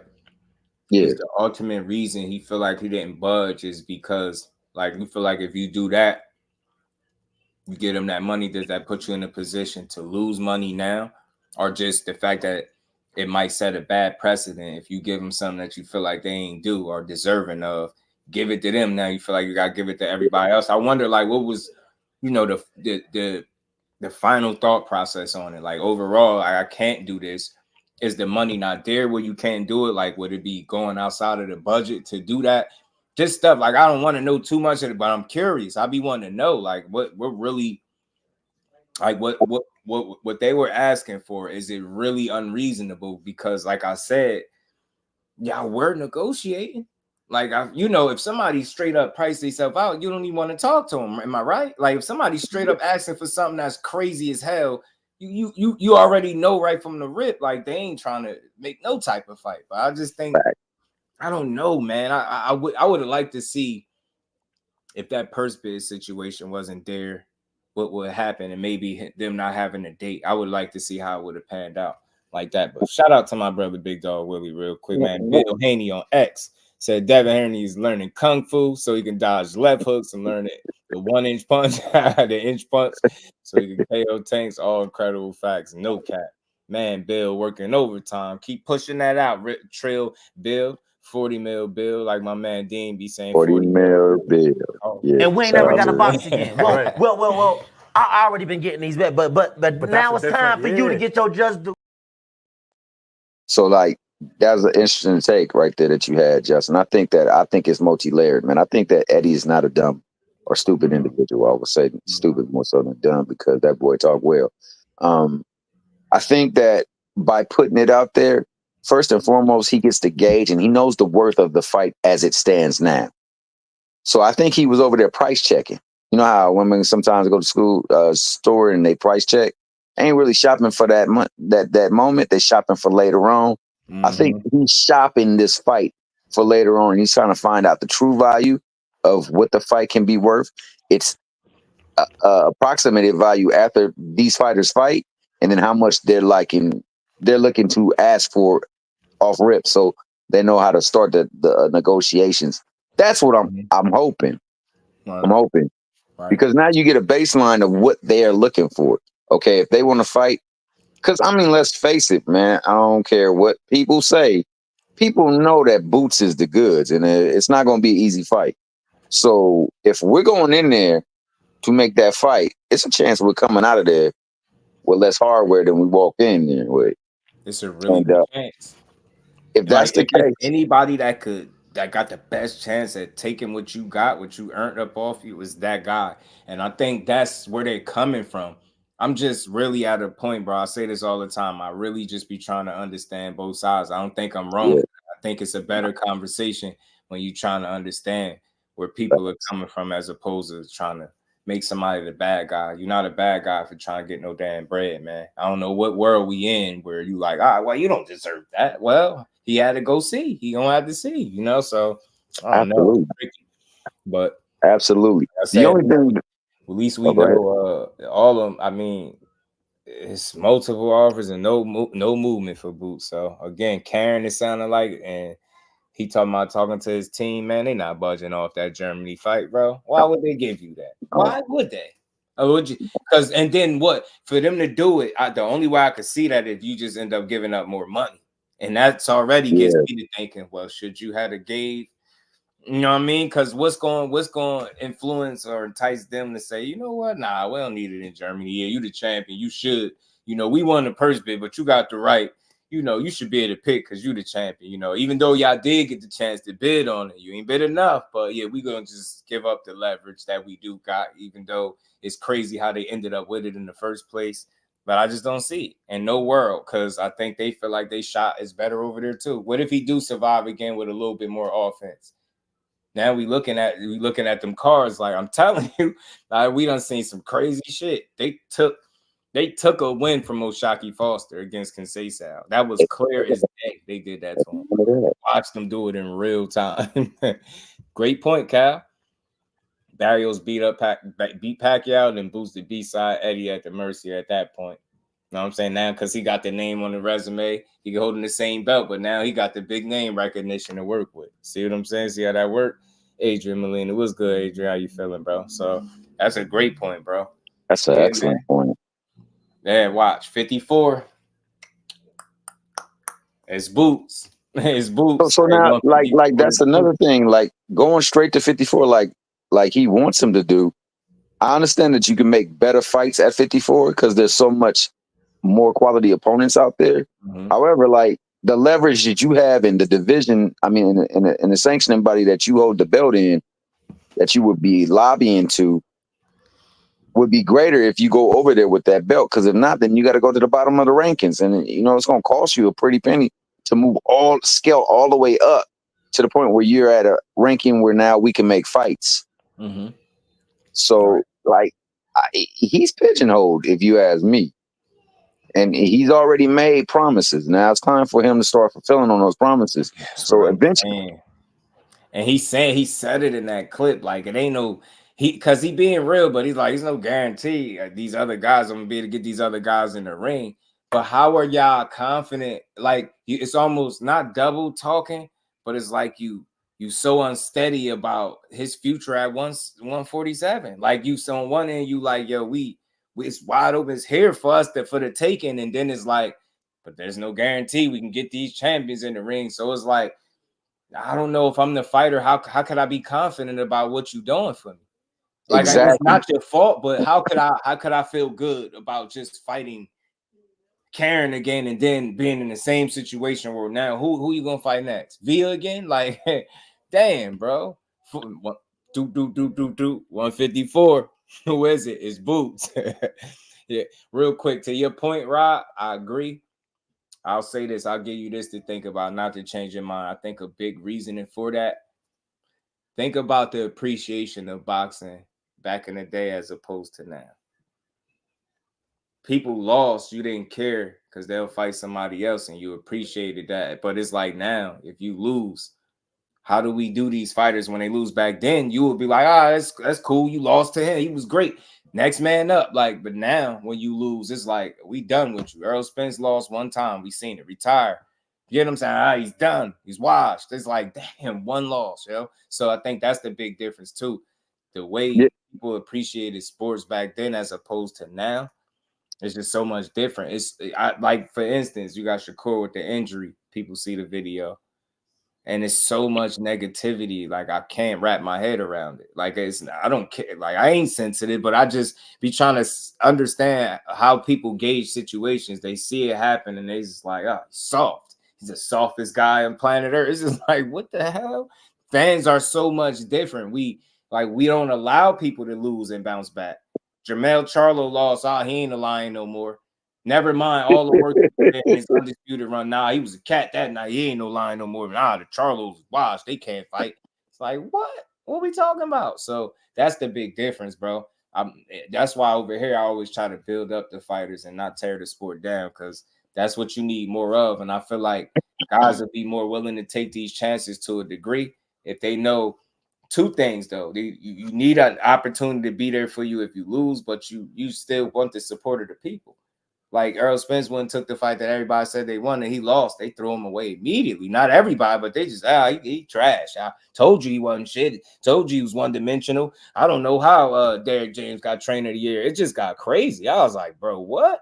That's how we are. And some of the boxers are the worst, some of the worst fans too, because they go in on it's like they be waiting for something to happen, for somebody negative, something go wrong. Maybe you take an L and then first thing they do, you see an interview from them and they critiquing it. It just get weird, man. So I think if boxing fans get more behind these fighters when they do take these fights that we want them to and they lose, we respect it and support them after the fact. But like I said, another example, Monster NUA and Cool Boy fought. He went over there in an enemy soil, no bitching, no complaining, went over there, took that fight. He took an L. What did people say? Look how easy he made it look. He trash, he chinny, he this. I told you he wasn't back. I'm just like, what? The dude out of 22 fights, I think 10 of his opponents was undefeated. He beat 9 of them. You know what I'm saying? And lost to 1. I don't see how you could tear him down for that. So shout out to my guy, Thomas Hill. He just popped out. Big Dog Willie back in the super chat. He said, I've been banned from every Pro Haney YouTube channel. My Bill Haney super facts, super chats is literally make me public enemy number 1 to the Haney cult. It's all good over here because I know it's all in good fun. People be too sensitive. They go crazy. They've been going crazy on Shakur. And we ain't never got a box again. Well, right. well. I already been getting these, but now it's time for you to get your just do. Well, we appreciate you, family. Dragon Assassin, what's good, fam? How you feeling, bro? Shout out to Melanin Queen, man, holding the chat down. Appreciate you. The problem is with Matchrooms, a whole, they don't have a stable in any division to make a star in America. Good point, especially if they're cheap. You get what I'm saying? And it's like that we not trying to call them cheap, but how is it going to look at the end of the day, Cal, if the only thing you was able to do was pay him to fight guys that we knew he was going to beat? Get what I'm saying? It's going to read that you got this talent, and whenever you sign this American talent, you can't get them no fights of any substance, and it suck. You get what I'm saying? That's kind of weak. Shout out to my baby girl. I see Doc. Doc, what's good with it, Doc? How you feeling, my guy? Shout out to you. So, It's just, I think the fans be ruining for these fighters though, man. But Eddie Hearn got his work cut out, right? Like he said, he want to be able to promote Boots for the rest of his career. But I think for you to be able to make that a reality, I think you're gonna have to do better than what you're doing. And I can't blame it all on him because he can't force guys to take the offers that he's sending out. But like I said, at the end of the day, none of that is gonna matter if the end story reads that you were unsuccessful at every turn at getting them any big or meaningful fight, any fight of any real substance. That's what it's gonna look like. It's just gonna look bad, you know. So I don't know, man. Hopefully he can make something shake for him, man. Like I've always said, man. But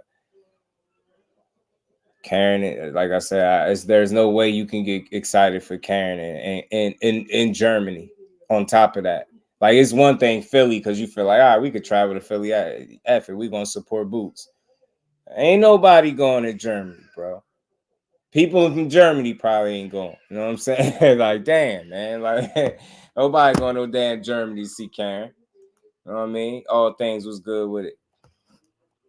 So, man, I don't know, man. Like I said, shout out to Bozy because he real one, man. I know they're gonna try to do the best thing they could do, but it's like their hands are tied too because they can't do much. But just ride out the storm because that's what it's looking like, man. I just don't know when they're gonna be able to get him somebody that makes sense. Leave Eddie side with Floyd. It's tough, man. Floyd seems like he got so much going on. Jeff, he said, DC Bob Santos give Boots the big praise and tell the truth. He's Barrios trainer. Yeah, Jeff, I had played the video a minute ago. Before you popped in here, I had played the video with Boots and Bob Santos. Shout out to both Bozy Ennis and Bob Santos. Yeah, he gave Boots praise.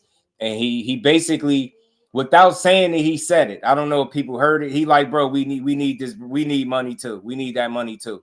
He joked about the $100 million. Of course, he joking, but he kept saying that whoever fight Boots, you better be ready. He said Boots is one of the best he's ever seen, and all of that stuff. Like, you get a lot of praise, bro. Like, I know Barrios ain't turning nothing down, but you fight Boots, your paycheck got to be right. He he throwing sign, he letting it be known. Like, we ain't getting in there for no chump change either. That's why I say, man. That's a challenge. That's the challenge for Eddie Hearn. He got his work cut out for him because not only do he got Boots to try to satisfy and help his profile grow, but then you got Shakur who just hurt his hand. So it's a lot, man. It's a lot going on. Dante, what's good, my guy? I'd like to thank Big Al for the supercar. Yeah, man, he put that on. That they cooking, bro. To get Al as his advisor. I wonder would that help, Wonder would it help? How much would it help? I just know I can just imagine that it's difficult being in his shoes and trying to make the decision that suits you best, right? And as a fighter, you would think somebody that talented, like he always doing what he's supposed to do, staying in the gym, always in shape, always ready, always putting on good performances. You would think that, that would put him right in the driver's seat to continue to be great. But it's like as talented as he is, I just can't understand how you can't get these guys in there. And again, it's not just everybody is scared. I'm not willing to believe that. I don't think that's logical. Like I got to question, to some degree, I got to question. I got to look at the money that's being offered and saying, is anybody going to take it? Like, is there a certain standard for getting in there with Boots that Eddie Hearn is unaware of? You get what I'm saying? That price point, man, people ain't trying to get smoked for nothing. You know what I'm saying? I'll just resolve everything. So shout out to Gertz and call Al. They all sugar Boots because he is a beast. He is a beast, but I just feel like it's deeper than that. These dudes fight for a living. But I think it's one of those high risk, low reward, weird situations, like because of his talent. You get what I'm saying? And people like, yeah, that guy, I need this. If I ain't gotta fight him, I'm not gonna fight him. Like if I got other options, I'm gonna take other. You get what I'm saying? I think that's what it's gonna come down to. Legacy was good with it. Yeah, that's how they be though. Aunt McQueen, call out. Call Al. You know Al will fix it. All right, it's Tio at Alvarez versus Berlanga, rocking his WBC belt, calling out.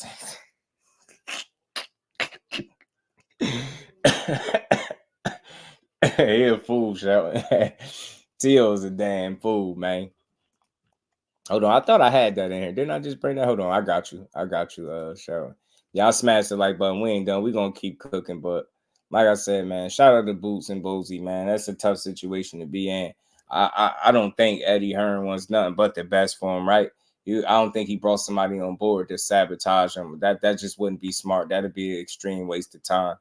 These dudes is all about making money, and I think they feel like Boots is a guy that can make money for them and it can help develop him into a star. But that's gonna come with a lot of resistance, as we're seeing now. It's just very difficult to get those guys to sign on board for one reason or another. You know what I'm saying? So I think it's just starting to look like there's a standard, there's a certain price point, an unwritten price point out there for Boots Ennis for people to feel comfortable getting in the ring out there. I just don't know how else I could put it. You know what I mean? I just don't know. You say get smoke price. Yeah, you know what I mean? They need to get smoke price. They need to get smoke price, Irvin. That get smoke price. They come with a price, man, to get smoke. You know what I mean? It come with a price, but I got you. Hold on, here go T.O. My dad was there, and it's been great, you know, so we'll see what happens. When are we going to see you guys next? When you guys see me? No, very soon. Very soon. What did you learn from Edgar and Nelson? What did you learn just being there for a couple of days? Well, it's beautiful because it's two great fighters. Myself, Canelo, we talk, we exchange knowledge, things that he has learned, things that I have learned, and we go back and forth on it. You know, and I think the best thing that I learned about it is that I'm just warming up. You know, the Garcia fight has so many facts. Oh, no, bien, muy bien. Me siento muy listo para otras peleas si quieres. Tú sabes, yo siempre estoy en campamento, siempre estoy entrenando. Y la pelea con ahí en ese momento, entrenando con Canelo fue bueno, man. Es muy inteligente en ese ring y me gusta que cómo es en persona. How many times have you trained with Canelo? Is this something that you guys have been doing before? I can't really express that part, but it's been great. It's been great. I think that we just wanted to express it a little bit to you guys. You know, that's really it. And just letting you guys know, you know, it's not just egos getting involved or pride. It's really just one guy trying to help the other and learn from each other. You know, it's whether you want to say Latin community together, it's big, man. And I'm grateful that Canelo, with open arms, accepted me to go to the camp. Damn, you can't just never just answer that question. Whatever, bro. All that fluff, man. Stop reading them books, Tio. Damn, I never thought I'd say that to a person. Stop reading books. You know, I like to stay active. Performance against my accent. Tio, what do you think about the fight? No. It's a par. About ego. Tio, did Berlanga share any sort of sentiment with you about you working with Canelo? What are you talking about, dude? Or did y'all talk since it happened? Was it a good fight? Did y'all have any kind of conversation since you started working with Canelo? No, nothing at all in that frame. They asked him about Canelo. He said, well, you know, we just wanted to express. It's about expressing. You know, it's not against, you know, being an op or any of that sort. It's just really me just trying to excel for my career, just as he's doing for himself. What's the biggest thing you picked up from Canelo? I like Tio, yo. He gets confused. The best thing I picked up from Canelo overall was the amount of structure he has in camp. You know, we all have camps, we all have structure here and there, but the way that he manages it and the way that he coordinates his time, I think that is very, very excessive to the point where that's the only way you continue to succeed to be in the top. You know, it's not about just knowing the points, where to punch and all those things. It's mainly about how you are in camp with your team. The unit that they have is very solid, and that's what I'm looking forward to doing moving forward. Was it time for you to fight Tank? The Claudia, the Gervonta fight. Before you mentioned the Gervonta fight. Say, Gervonta, give me a fight. Yeah. Is that the fight you want the most? What do you want to say? He ain't fighting. I ain't fighting. What's up? Say again? You need an opponent in November. I ain't fighting. What's up? November, no November opponent. Date and a December date. Could you make that Are date? you ready? I don't know. I don't know. Am I ready? Why do you want that fight with Tank, Tio? I mean, it's obvious. It's a great fight, but why? Well, I don't like people saying that I'm ducking somebody. What's your reaction? Why do you beat him? Why? Yeah. Why do I beat him? Because I'm Teofimo the Teco. That's fine. What's your reaction to Shakur Stevenson breaking his hand? I know you may have seen the video that went viral. Oh yeah, man. You know, listen, it's training camp. You know, things happen, injuries happen, like I said before, and I think that it's a freak accident. You know, I feel sorry for Shakur. You know what I'm saying? People gonna talk bad about him and all these other cases, but hey, just heal up, stay off social media really, and just focus on what you can do. You know, one hand is broken, you still can use the other hand. Oye, ¿qué piensas de lo que dijo Ryan? Que después de Ryan García que le gustaría de su regreso. No, sí, eso. Si ellos quieren la pelea, vamos. Yo no tengo miedo a nadie. Mira. Ryan called you out. What's your response to that? My response is, listen, to me, it's just talk until I see a contract.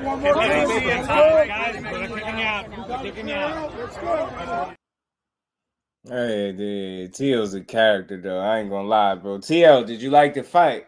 Well, yeah, you know, I just wanted to express this to y'all, and, you know, we just wanted to express this, and you know, it was about us expressing ourselves, and we just wanted to express that to y'all, and we wanted y'all to wrap y'all arms around us while we walk down the vat. Like, man, bro, at that point, you'll forget what your question was. By the time he done answering it, you'd be like, what did I ask him again? Yeah, that boy walk you down several blocks. That's why I say, man, T.O., lay off the books. I never thought I had to say that to somebody. Stop reading books for just a little bit, bro. Just put the book down, T.O. You ain't just put the book down. Answer the questions, bro. You got to try to be super deep. You know what I'm saying? Every single trip out. T.O., man. T.O. funny, though, man. I like him, though, man. He a good kid, but he is a strange guy, man. And I know y'all had to hear some of them answers. I ain't even exaggerating. I might be exaggerating just a bit, but that's really how he was answering them questions, bro. But he said it real briefly. Like I heard the statement. You know, I ain't fighting, he ain't fighting. What's up? I ain't fighting, he ain't fighting. What's up? I should clip that out, make that a little video too. Why not? You know what I'm saying? I'm about to start doing a lot of that. Listen, all things real. T.O.'s a good fighter. I don't know if we'll ever see that fight. I would love to see it. Remember the last time he posted, he had his weight up there. He had 156 pounds. Where would they fight at? Catch weight? Where? Like, where would they fight at? 140? You get what I'm saying? I don't know, but I would love to see the fight. But T.O. is a guy that I can't get a read on. I don't know what he really wants. Like, I don't know if he want to chase undisputed at 140, or is he just cool with beating Josh Taylor and fighting some, you know, just some of those guys there. Because the position that he's in, the talent that he is, he's youthful, talented. He still got, you know, top rank backing him. You should be chasing champions, right? Am I tripping? Like, I don't get it. A Ryan Garcia fight would be entertaining to me between them two. I think that's a competitive fight, believe it or not. Again, any of these champions, like, why wouldn't you want to Lynn Power? Like, you should be calling these dudes out. I'm just not understanding what's going on at 140 and why you not trying to solidify the entire division. Part of me feels like he thinks because he beat a guy in Josh Taylor that was once undisputed, that all of a sudden, I guess that means you don't have to fight nobody else. Like, you could just coast through 140. I don't like his run at 140. I'm not gonna lie. I don't like it. I don't like his run at 140, and I don't like his moves. I like the Josh Taylor win. The Pedro Campa win was solid. Jermaine Ortiz, not so much. Sandro Morton, not so much. He been a little, you know, up and down. I mean, the Rise podcast, my guy, senior, what's good with it, bro? How you feeling? GTO chasing talk right here. He just talking about the tank. I'm free. I ain't fighting. He ain't fighting. What's up? I'm busy. He don't even sound convincing with that. They asked him about Ryan. Well, until I see a contract, it's just talk. Man, do you want to fight that man or what, though? That's why I say, like, he never give you clean enough answers when you ask him about smoke. He'll talk about a fighter more than he'll entertain fighting him. Like, you get what I'm saying? That's the only thing I don't like. And he talented as hell. The dude could fight. You know what I'm saying? So I like T.O. I just wish he'd try to, you know, sew up 140, because that would be very, very impressive, bro. If he can just make a run at, he don't even gotta be undisputed, but just make a run at it. Chase them other champions. Call these dudes out. Like, look at the direction he going. He picked Steve Claggett. He picked that guy. So I get it. Every fight can be crazy tough, but Jermaine Ortiz, like, You ain't suffering no real punishment in that fight. Like, you're not going after guys that people think you should be going after. If you're talented, like the way you say you are, and I believe you are very talented, then you should be chasing guys that's on your level. That's all I'm saying. Or the champions. No Steve Claggett. Now, respect to him. He was very active in that fight with Steve Claggett, and he landed, I think, a career high punches. I think he landed like, I don't know, Teal landed a lot of punches in that fight. I don't want to be wrong. He landed a lot of punches in that fight. He threw a lot and he landed a lot. But I don't care to see him in there with Steve Claggett because I know that dude didn't have a chance at beating him. So he got to fight. Like, imagine Teal fighting a Matias, Liam Parrow, Devin Haney. You get what I'm saying? Gary Antoine Russell, Richardson Hitchens. Like, all these names at 140. Imagine him in there with any of those dudes. We'd take any of those fights I just mentioned. I think you got who's up at 140. I think Tito Mercado just signed the Matchroom. I think he at 140 too. You got 140 in the lower. You should not be training with Canelo. Slow combos not gonna work at the lower weights. Yeah, Till and Devin Haney moving a little funny at the 140 to me. I don't get it. I don't get it because one of them chased the bag. I'm not mad at it, but it went foul for you, and now I don't even know 100% if you are fighting Liam Parrow coming back. You know what I mean? That was a good name to come back to. That was a real fight. Yeah, man. Shout out to Tito Mercado. Right. Salute to my guy Gertz, man. Tio knows Tank ain't nothing to sneeze at. Yeah, he know Tank the reals deals, Holyfield. I just don't think he want that fight. I don't believe him when he speak about Tank. I don't think he really want the fight when he say that. Know that you don't shit on fighters, but Till's a whole clown show. Nah, he's a silly dude. You know what I be chalking it up to, Shelton, most times? That they just young and just trying to learn. Like, I think he be trying too hard sometimes to sound smart instead of just being, maybe that is who he is, but it comes off a little bit like he trying. Right, and I ain't mad at him. I think he's a good kid, but I appreciate more straight answers from him instead of just walking me around the block. Tio walk you around the block, bro. Another video just dropped. Tio kills Gervonta. Fight rumors. I will listen. Oh yeah, listen to it, man. If it's something worth it, man, I'll definitely play it. Jay, what's good? Jay, I always called Tio the fake Camacho. All right, Casanova, what's good? Spence versus Jamel's the fight to make at 160. Not a bad fight, but the thing is, Jamel talking about he coming back to 54. Spence just posted that little Omar clip saying 154 through 160. For me, Casanova, I was looking at Danny Garcia and Lara fight and the winner of that, especially if it's Danny Garcia because they on the same side. I mean, they got history. You know what I'm saying? So if he was to dip his toe in 160. He don't want a tune-up fight. I feel like that's what they'd get him. It'd be somebody like a Danny Garcia. If it's at 54, maybe it's Fundora like they've been talking about all this time. But let's see. But I would love to see what Spence going to do next. But him and Jamel would be a good fight if they make it. Tio won't be black for real. He said I want to be. And something, because he got some envy. He got some envy in his heart, man. Tio got a little bit of envy in his heart, man. Got a little bit of envy in his heart. But yeah, man, I love to see Spence at 160 against Larry. Know what I mean? That'd be a great bounce back fight. You know what I mean? Especially if he can look like himself. Omar coming, y'all. Omar coming. Come on. Get out of here. Omar coming. Put that shit down. Omar coming. Come. Somebody is coming now. Come on, let's go. Ew. Ew. I said Omar coming. Said Omar coming. I don't want Till to take a loss until Keyshawn get a hold of him. Man, after that sparring, man, Keyshawn's a little too physical with his ass. He don't want nothing to do with. He don't want nothing to do with Younger. Oh, it's the same video conjugate. Yeah, they know how to do it. Teach. They be doing it. I ain't good at titles. I still to this day don't think I'm good at titles because I'm kind of straightforward. I don't leave no suspense really. I mean, but they'll have you thinking that he said more than he did. Just like, so I seen, I ain't gonna say the name because I don't respect what he did, but I seen somebody post Shakur getting dropped in sparring. You know what I mean? And it was him like hurting his hand. I was like, bro, why would you title it that he got dropped in sparring, knowing that didn't happen? I'm like, yo, people be reaching. They be fooling people for them fools. Yeah, right. I gotta stay that way. I can't do that to y'all. I ain't about to clickbait y'all into no title, bro. Like I like to really talk about what be in the title. So far, we did that. We talked about Tank in that card that's looking like a mega card. It's looking like a super card, however you want to look at it, stacked. We talked about Spence and his cryptic tweet. I even went a step further, is thinking about him fighting at 160. And like I said, him and Danny, perfect history fight for him to come back. No tune-up fight, especially if Danny looked good. He beat Lara. Hell yeah, I could see Danny and Errol at 160 scrapping it out.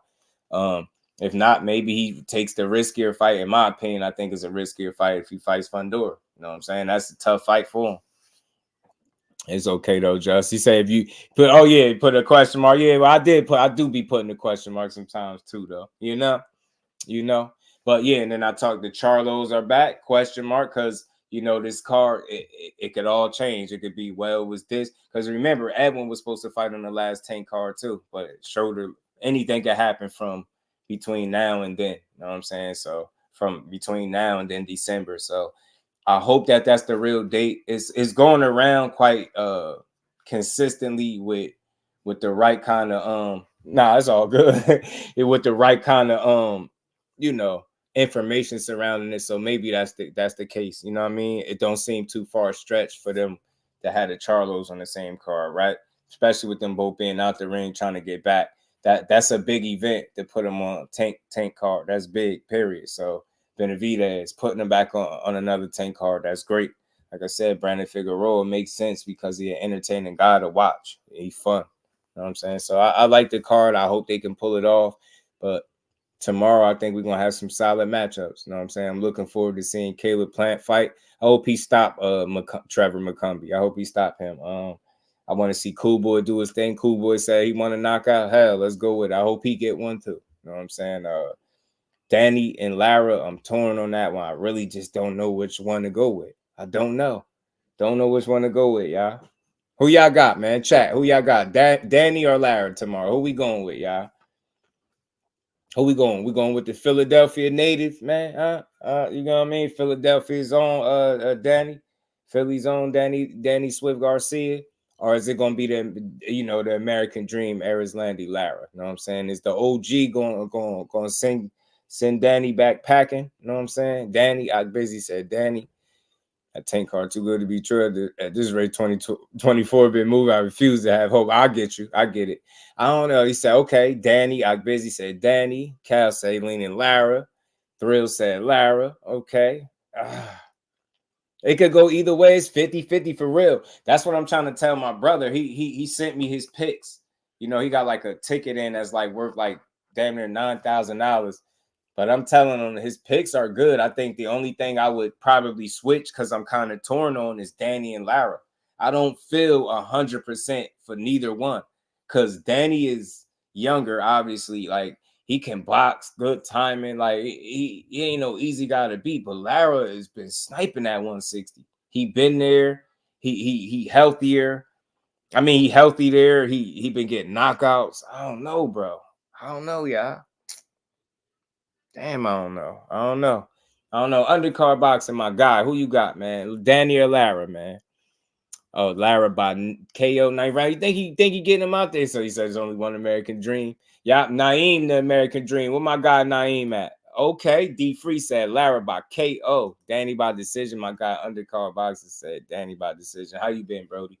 Gertz. Oh yeah, Gert's funny. Gert's funny. I love Gertz, man. Gert's got a sense of humor. He know how to have fun in here.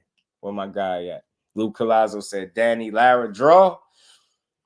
Nah, somebody gonna win. Somebody gonna have enough to win. And the thing is, Danny's not known for a high punch output, but I believe the last time we seen him, I think that was Jose Benavidez. He fought up at 54, was it? He looked good. He was throwing. He threw a. I liked his punch output. I liked his energy. He was still bouncing on his toes in the 12th round. I ain't seen that from Danny in a long time. Lara loses VR. You stupid, man. Jaime might get. Jamie might smoke Rolly. Rolly might get it too. William Old School, my brother, how you feeling over there, bro? I think Larry's gonna take it to him. Shit, it's gonna be a good fight, y'all. I just don't, cause neither guy is gonna be doing a whole lot of moving. You know, they'll be boxing and but there ain't gonna be a whole lot of using in the ring like that. Lara just don't fight like that, and Danny never fought like in that manner. Danny gonna try to bring the fight. Lara gonna be counter punching. Lara's a southpaw, I believe. Danny's orthodox. Shit, man, that's a tricky fight, yo. Danny was pivoting and stuff, displaying educated feet. He looked good. Get what I'm saying, McQueen? His energy, that was one of the biggest standouts to me. His energy, and I think his punch output was, solid. You know what I mean? He looked active. He was letting his hands go, both hands. Danny about to touch the canvas tomorrow. This will be the first time, too, Shelton. So anybody that could do it is that damn sniper, though. Lara's a sniper, bro. Rolly Chin and Shambles since Tank. If that's true, Cal, he in trouble tomorrow. Ain't Don't Buddy got some punching power he fighting? Do Lara like he did Red. Man. Brink Hand versus the Hook. Ah, man. The nice. That's what it is. Best fight on the card. Yeah, that's the sleeper fight, undercard. That's the sleeper fight, bro. That's the sleeper fight for sure. Danny and Lara. Sleeper fight. Sleeper fight.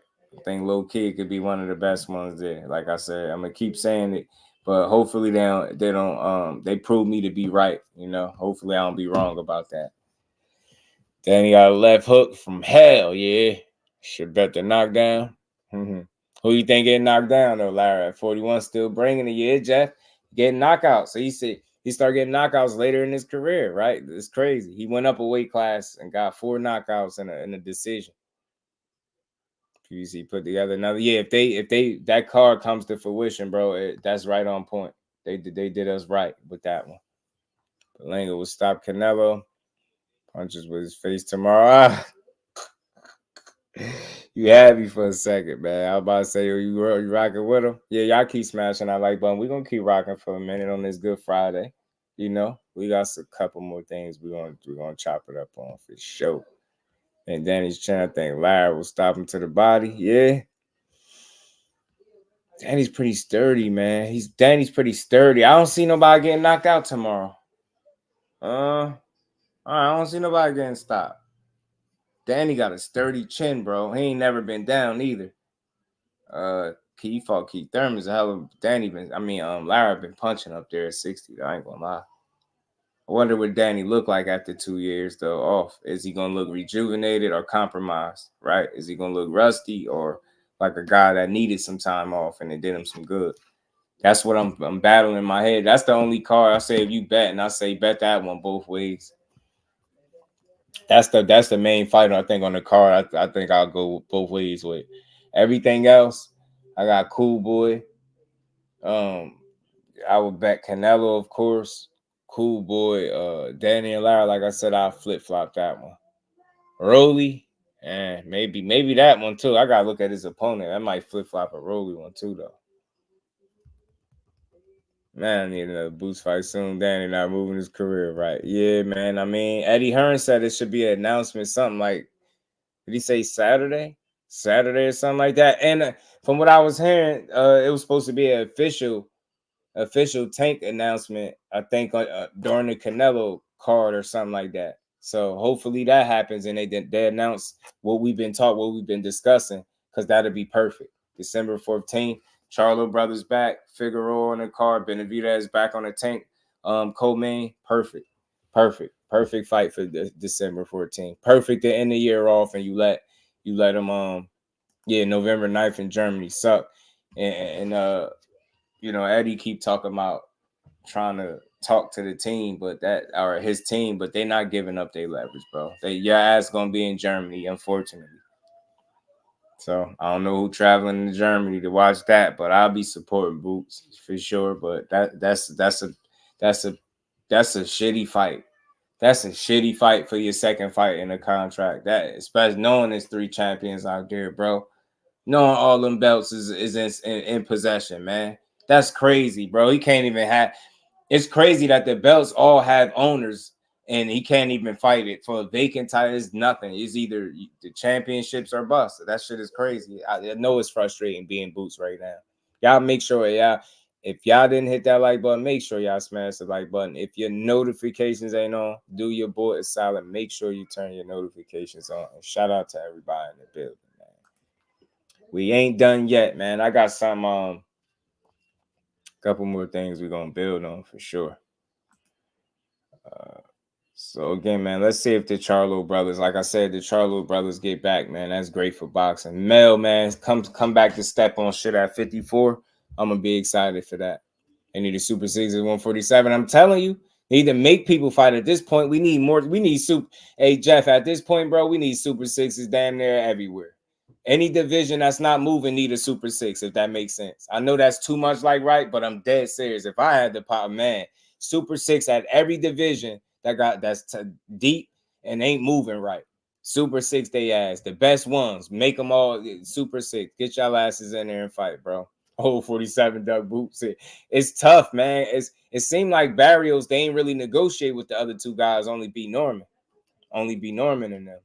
You know what I'm saying? So it sucks, man. Boots got to stop carrying. Yeah, over there in Germany, bro. Just to avoid a sticky situation, Shell. You don't want a situation, bro, where you like, you know, he done survived. You ain't really put hands on him like you wanted to do, and then he just make it to the cars, and then you got to sit over there and look at them judges.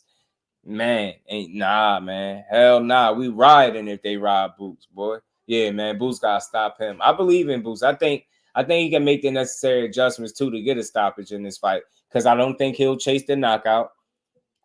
It's his card. I don't think he'll be trying to outdo nobody. I think he'll listen to his pops. I think he'll learn from the first time that he fought him, and he'll approach it differently, which would have then allow him to get a knockout that he was chasing it the first time. I don't think he'll chase it this time around. I think he'll go at it the right way, and he'll put Karen in some trouble, man. I think he can get a stoppage over there in Germany. You know what I'm saying? Stop his ass. Yeah, Karen didn't Doug Boots, and he having a baby, Sheldon, and he had a baby. Bro ain't say I need more time like Zepeda did, you know? Who paid for that? What, the Boots fight? You know, his Karen promotion won that joint. I didn't know we become a financial expert when Boots moved to 147. I learned so much about taxes and fees. We ain't had no choice, man. We junkies, Casanova. We was here for it, bro. We was here for it, Casanova. We was here for it, bro. We was here for it. You feel me? We was here for it. We like, man. But that's what we supposed to do. I think, you know, situations like that, most times they don't play out that public. You know, the bad part is that the immediate bad is, you know, when it's public like that, you don't get no fight more times than not, almost every time. But it gave us an opportunity to kind of gauge and learn a little bit and hear both sides, right? I think that's what it was supposed to be used at for us. Instead of being mad at it, I think you could have used it as a learning lesson or learning experience. You know what I mean? It was new for me to hear them going back and forth trying to hash out numbers, and it just fell apart. Dude lose and then get back in the number one spot. Probably either paying for that spot undercard or having his team facilitate some moves to get him in position. Because what I'm starting to learn and understand now is like you'll go a lot of it is definitely on the fighter being talented, but a very large part of a fighter being successful is how good his team is, right? That's why I ask a lot of fighters that when I have them up here, like, what's the value of having a great team behind you? Like, use Cambosis, for example, and L-Dub. Shout out to my guy, L-Dub. He pointed this out to me. Like, shout out to Cambosis and his team. He got a great team.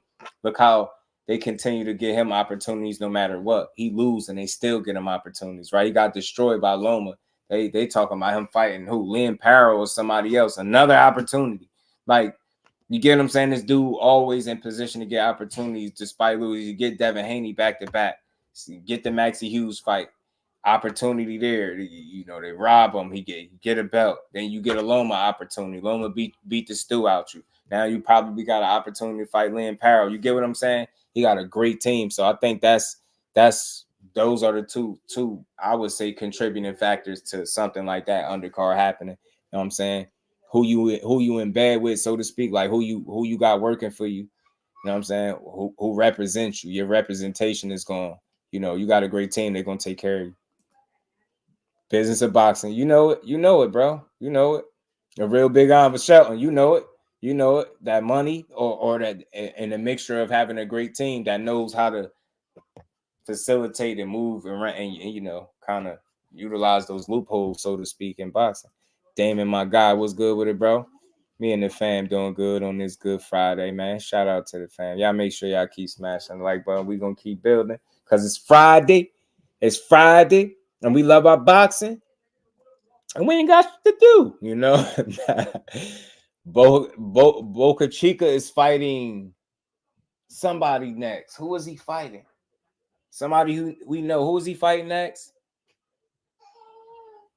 To win that fight against Brian Norman, I had him on 3 rounds with the knockdown before they stopped it.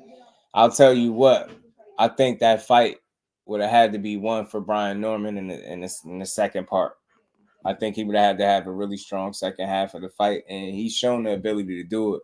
But I think things like that happen for a reason because I think he was able to learn, and it was a rough fight. It was an ugly fight, right? Clashing their heads, guys getting cut. Boca Chica definitely put itself in a good position to kind of control, you know, especially the early part of the fight. But I think Norman just needed to settle down. I think, you know, with that fight being stopped, it's like a blessing in disguise, and then you get another opportunity. But they stepped it up. You know what I'm saying? They gave him Santillan, and you go out there and you stop that dude in his hometown. So Norman showed his resolve. He's shown the ability to get better, prove people wrong, rise under the pressure, all that stuff. So that's why I like it. I like his career, and I like the fact that his start was tough and it wasn't easy. I like to see him get challenged tough. I like to, not that I want to see him get dropped, but I like to see him respond. I like to see it. Like that kid ain't got no quit in him. You're gonna have to beat Brian Norman up. That's all I'm saying. I ain't saying it can't happen, but he's resilient. He been tested, you know. I think he has some embarrassing moments, but no ultimate setbacks where he lost the fight, right? But he has some moments where he like, you know, oh shit, I gotta wake up. And I think it's good for the maturation process, the growth process. You need to get tested. You need for stuff not to go your way. And think about it. He had a little string of fights where it was like, it was tough, but he stayed down, kept working, him and his pops. And now they sitting as a WBO champion and can't say shit. If you hating, you weird. 23 years old, playing with house money. He ain't even supposed to be here. They counted the man out against Santillan. People were saying he was going to get stopped. He went out there and beat the stew out that man. You know what I'm saying? So, yeah, that elbow, for sure. He was rough. He was trying to roughhouse in there, and I think Norman had to settle down. I think the fight really could have been won in the second half, for sure. They're going to whoop Boca Chica. I forgot who it is that somebody's fighting him. It's somebody we know. It's Friday. You ain't got nothing to do. I'm finna get that. TJ, what's good, fam? How you feeling, man? Shout out to Candy Die, man. Todd, what's good with it, fam? How you feeling, bro? Good to see you back in the building. Y'all make sure y'all keep hitting the like button. We're going to keep building. I forgot. I just scrolled past it. Boca Chica is fighting somebody that we know. Man, I don't want to be there. Was it Quentin Randall? I don't want to be wrong. I got to go look back and find out, but I'm glad to see Norman do his thing. Look, so November 8th, I'll be rooting for him, undercard or not. I don't give a damn. Get to defend his title and just keep it moving. I hope he go out there and spark Derek Cuevas. Hope he beat his ass. You know what I'm saying? I really do. Shout out to Melanie Queen holding the chat down. Salute to everybody in the building too, man. We're going to keep building. So look, man, so far, man, we chopped it up. We covered a few things, man. Like I said, hopefully December 14th is the date, and I hope that lineup is the card. I heard that it was supposed to be some type of announcement for Tank fight. Was it? Is it Quentin Randall? Am I right? It wasn't Quentin Randall, Gertz? Thought it was Quentin Randall, which is a good fight because he fought Brian Norman and lost to Brian Norman, and I know he's gonna bounce back. Now, I mean, he just got an ugly style. Shelton got an ugly style. Yeah, boxing is cool if they strike. Watch Thurman go to 62. I love to see Thurman up there. Go your ass up there to 60, brother. You know what I'm saying? Yeah, October. Okay, it was him, Gertz. I was right. So he fighting Ryer. Who you talking about? Tank. I knew they were saying he wasn't coming back for the rest of the year. So if they found that, if they go back on that'd be a fast turnaround. He might get smoked. He gonna get smoked regardless, but he'll definitely get smoked on a fast turnaround. Not being able to get rest, he gonna get smoked. He gonna get smoked. I think he'll get smoked. I really do. Really do, man. See Gary versus Puyo too. Yeah, I heard he was supposed to get that rematch too. Norman should run through Quavers. I hope so. I hope he spark his ass. You know what I'm saying? Keep his belt and just keep it moving. Hopefully, I hope him and Boots revisit that fight after their respective bouts. I do. Hope they both win impressively, and I hope they revisit that and try to make a fight. Canada, I can't hear. Good job there. Shout out to you, TJ. Appreciate you, fam. I'm a Dallas fan. Texas. I'm a Dallas fan, Brody. I like a Dallas supporter. Should I sound like to call myself a fan? But I want to see Jamel and Bud, which was so big. That's a great fight. It's a great fight. I just want to see who Jamel will potentially fight coming back. It ain't gonna matter. I just want to see him get back in the mix. But I can't wait to see it because after a fight, a get back fight, I know he looking to get right back in the mix. I mean, 154 was his. I know he coming to reclaim 154. Cowboys for life. You know it, Texas. You know it, my guy. You know what I'm saying? Shout out to my guys, man. But yeah, man. So look, man, if them Texas boys, Jamel and Jamal get back in the ring on the same card, let's see it. But let's keep rolling, man. By now we've all seen this little ass clip of Shakur where he hurt his hand. And I'm just playing. It's very short anyway. And again, I've seen so many different takes from this. I've never seen this kind of reaction from fans when somebody get hurt. The only other time I think I've seen something close to this type of like negative and slander and pushback when somebody got hurt was Keith Thurman. Last time I heard people that mad that somebody got hurt and questioning it, Keith Thurman for sure.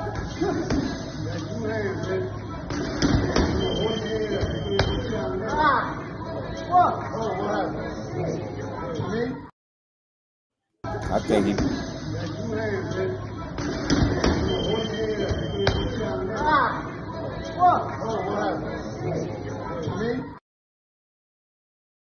It looked to me right there. It looked like he might have, and I'm not there, but it looked like he could have potentially punched his hip bone, punched Buddy hip bone, and and it looked like a freak accident. Like I seen somebody saying, man, that's a soft punch. How he hurt his hand with that? It ain't got nothing to do with how hard he punched. I just think when you put yourself in a position where you constantly using your hands, you're susceptible to injuries. But I think that's what it looked like. You might have could have punched Buddy on his hip bone or something like that. Who knows? And hurt your hand, tore a tendon or something. It's a little crazy, but it's just something you got to deal with. But I've seen so much negativity. Like, is it real? Did he fake it? He faked it. Somebody said it's staged. They said this is staged. You obviously could tell it's staged.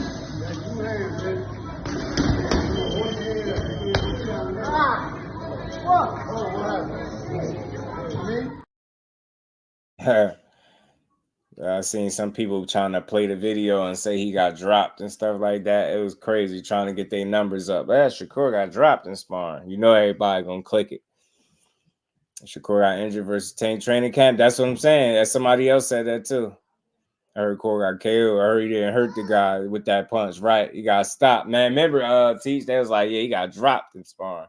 Yeah, if Hannibal, if he would have hurt himself in camp for Tank, they would have said he was ducking. They would have said it was fake. They already saying it now, but they would have been saying it's fake, it's staged, and I'm just like, I don't think people are logical because you got to make sense out of this. So first of all, you're gonna fake a surgery. You're gonna fake the surgery. You're gonna fake a surgery. You're gonna go through that. Then you look to be making your most amount of money. Like, hold on, I think I got a clip from the Boxing Voice. Shout out to Ness from the Boxing Voice. Let me play. Look, Shakur ain't out here playing victim, man. Real shit. Shakur, if his injury was that bad, like you said the point yourself, Ness, and I mean, like, why would he give up his career high payday and everything like that when he about to get that kind of back for this easy ass fight? Joe Cordina is not no Jamel Herring or no Oscar Valdez. nowhere near of a threat of either one of those two. This was going to be a real walk in the park. And yes, Turkey Al Sheikh, this can't be a pay-per-view in the U.S. because if it's still a pay-per-view in the U.S., man, I'm going to be champion that we should be watching UFC that night like you're trying to do for the big event for Canelo and Berlanga this upcoming weekend. So you need to stop the bullshit with that. That needs to be on free ESPN all the way through. And again, everybody's being entitled to their opinions, but some of these dudes be weird. I don't even know where they be coming from. How the hell is a guy playing victim because he tore a tendon in his knuckle, in his hand? Like, how? That's nothing to do with playing victim. It's sad. Boxing, I think, is one of the only sports where people force their narratives and conspiracies to be true because they're passionate about it. So just because you passionate that you feel like, oh, the pay-per-view was going to be a failure. Joe Cordina wasn't a good opponent. He heard all the pushback, so he just found a way out of the fight. He was looking to make his highest payday. Do you really think he was going to sabotage his own payday? That's some goofy shit right there. Goofy as hell. That's very goofy to think. You can't make, there's no logic in that. They're prize fighters. This is how they get paid. This is where their money comes from. So why would you not want your highest payday? And again, miss me with the Joe Cordina is not on the level of Jamel Herring. Jamel Herring was considerably older, I believe, when Shakur fought him than Joe Cordina is. And don't tell me they not in or around the same level. Yes, they is. He was a champion just like Jamel Herring was. Jamel Herring had a loss or more than a loss when Shakur fought him. And Joe Cordina got one loss after getting clipped late after a round and never recovered and got stopped in the fight he was already weight drained in. Like, people got to put things in its proper context and stop just saying shit. So I don't know. You can't, if you making him out to make up an injury, that's weird. I'm sorry, that's weird. Nobody's doing that. You telling me you looking to make your highest bag and the opponent, from what everybody say, is so trash and not on your level. Why would you turn that money down? That's easy money, as people would call it, right? Ain't nobody doing that. Ain't nobody doing that. That shit is foolish. Nobody's hurting themselves, going to the doctor, putting on a damn, getting a hand all wrapped up. It's just foolishness, man. Foolishness, man. I'm sorry. I can't push that. I can't push that. Why is it impossible for somebody to hurt themselves? Hand injuries. You get what I'm saying? This shit is a part of boxing. So I just can't see nobody sabotaging their own career and their own payday. I just couldn't see that. Couldn't see it. Cowboys and the Saints. We're gonna see it, man. But yeah, man, I don't think nobody's faking. Is it reaction? Nah, I think, look at it this way. Reign of peace, Queen. Rude, what's good with it, bro? What was Floyd's reaction when he broke his hand? Get what I'm saying? Some people, I was just asking, I think it was my brother Mike Kirkland in here. He said he broke ankles and tore tendons. He said he'd rather have broken bones. So I can't tell somebody how to react based on their pain. That's tough, That's tough. I don't know what he was feeling. You know what I mean? Nah, Cordina ain't no bum. Yeah, I was saying guaranteed $5 million in multiple title defenses. I think people need to do their homework and stop saying that he never fought at 35, because he fought at 35 too. You know what I mean? Shout out to old school. No comments. I know the matchups. We got to do this. We got to build. I don't really care who these guys are fighting. I hear Benavidez might be fighting Jesse Hart. If that's what you talking about, the matches for the card, that's what I'm hearing. Maybe that. I don't know for the Charlos. I don't know for Tank or Figueroa. So, but I think if those are the names on the card, that's a good start. So let's see who they fill, these matches with. You know what I mean? Let's see who the opponents be. But yeah, I feel you. But like I said, man, this dude, his hands were swollen after the Artem fight. You know what I mean? When he did his Cigar Talk interview, I don't think it's impossible for him to hurt his hand. And again, nobody's sabotaging money. That's like saying you going to find a way out of work not to get paid. Like, who? It doesn't make no sense. Who the hell is going to sabotage making $5 million, reportedly, allegedly $5 million, and let's say if it went the distance in 36 minutes? There's not enough negative pushback and blowback in the world where somebody would make logic out of that and think, you know what? It makes sense for me. Let's fake injure ourselves. Yeah, let's get hurt. And then let's tell them like silly shit, just like the last time. And it's just how bad boxing fans are. When they said the hand was nicked up before, they said he was lying. Then he had to come out and show people an MRI for them to believe it. And you still got some idiots questioning if he was hurt. It's the silliest shit ever, man. Boxing fans are at an all-time low with their criticisms when it comes to these fighters. Like, dudes can't even get hurt without somebody saying something. Like, I heard somebody ask, is this an injury, or is this like a Jamel Charlo injury? What do you mean that Jamel Charlo actually was hurt? His hand was casted up and everything. Like, I think Mel Charlo broke his hand in 2 different places. So I'm trying to understand the logic behind some of these goofy ass like boxing fans. These dudes got real surgeries on their hands, and we still like, nah, it's a fake injury. It's not that bad. If his injury was that bad, what do you mean if it was that bad? It's bad enough where he missing $5 million, you goofy ass people.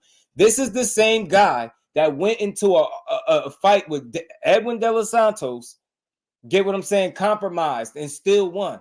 You telling me now he's fighting a guy that ain't punching as hard because everybody's claim he's scared of power. Now he's fighting a guy that ain't punching as hard, and people say this ain't as good, but he stands to make more money and get his first pay-per-view opportunity. But you think his first logical train of thought is, you know what? They're complaining about Cordina. It's a $15 pay-per-view. Yeah, let me go fake hurt my hand. Where's the logic in that? Yeah, let me mess up my own bag. Yeah, let me sideline myself where I can't fight nobody and I'm just sitting on the sideline. What sense do it make? It makes 0 sense. So all that fake injury stuff, you can't push that over here, bro. Like, I'm sorry, man. I'm sorry. That shit is just, it's absurd at this point. Like, especially when you know injuries happen. It's just part of the game, man. But to try to make it out to be something is not, you reaching. Just say, I'm better. I prefer people say, yo, I don't like him. I don't care if he hurt or not. I prefer you say that than try to make him out there. Yeah, he got out of this fight. Yeah, that's why he ain't really hurt. He just didn't want to fight on pay-per-view for 15 hours. Man, I don't think he cared. I don't think he cared. You know what I'm saying? He was going to get paid regardless of what the pay-per-view did. His money was going to be locked in. So I don't think he cared. I was for sure Shakur was going to get surgery after the Artem fight. He ain't need no surgery, though. That's the thing. That's the thing. He just had swelling in the hands. He ain't need surgery on nothing. You know what I'm saying? He had no torn tendons or no broken bones where he needed, no surgery. But I think he might have hurt his hands. He might have brittle hands, Shout out to my guy Felix, man. I think the injury is just like freak injury. Like, you tearing a tendon, I don't think you can anticipate doing that, right? Again, I think that's much different than actually breaking the bone in your hand. But like I said, bro said that tearing the tendon, it hurt more than breaking the bone. Call now, Beeble and Better Bees free. What's up with the undercard? Is it still pay-per-view? I'm not sure if what they gonna do. Crush the Legend, my guy. What's good with it, Crush? How you feeling, bro?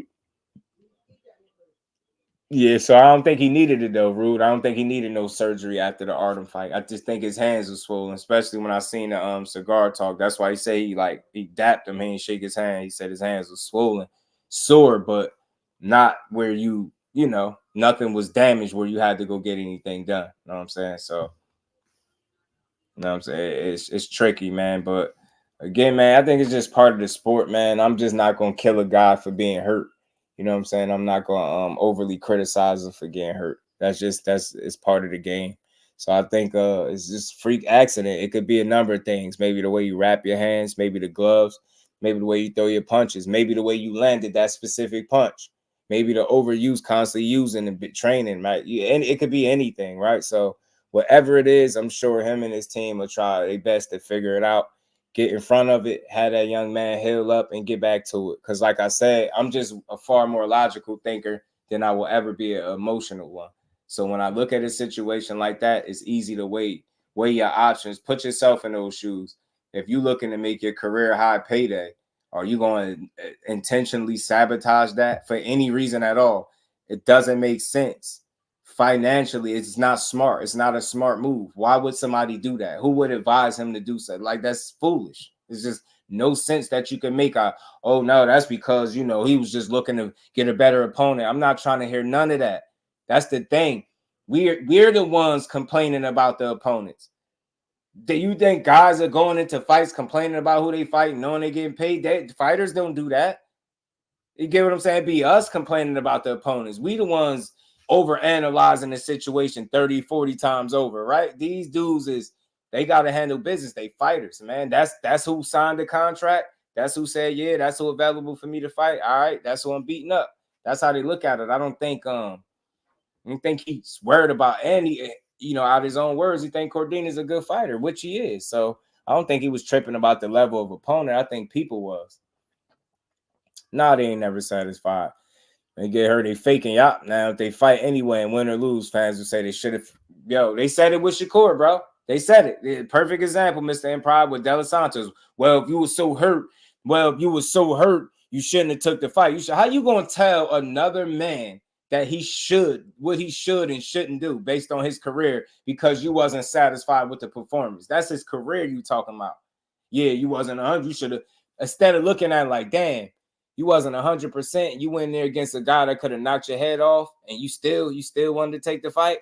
You got to salute somebody for that. Then this time, knowing that situation with a more dangerous opponent, and I'm saying dangerous, obviously fresher, more punching power, right?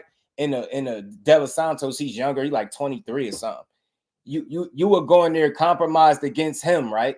For less money, but the less dangerous guy for more money, you're not willing to go in there against. Tell me how does that make sense to y'all at home? Is it logical? Hell no. If I went in there compromised against a guy as dangerous as Edwin De Los Santos, you don't think I'm willing to go in there? You get what I'm saying? If it was any way I could have found my way in the ring, you don't think I would have fought Cordina as well? You get what I'm saying? And again, the blessing in disguise is the timing of the injury. Yeah, it sucks initially for him, but it's better. It's better for him to get hurt in training camp than in the middle of a fight or the first couple rounds of a fight. You throw a punch, tweak your hand. Now you got to fight through that. You get what I'm saying? It'd have been a much different situation because, for instance, had that been a fight, I'm not saying his reaction would have been the same. Maybe he was cool with doing that because he know he's not in the fight, he in the gym. But if that's a fight, now that's a knockdown if you go down like that. You get what I'm saying? That'd be considered a knockdown. So better it happened in the gym than hold on, yeah. Better it happened in the gym than what's that? My bad. It's by my damn window. Better it was happened in the gym than in the fight. Tim Layton, my guy, was good with. I don't know who's stepping in yet, TJ. I think it's a couple options, but I'm not sure. I'm not sure who's stepping in.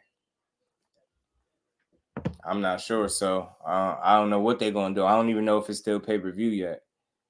So we gonna find out though. I think we'll find out in due time. Shit.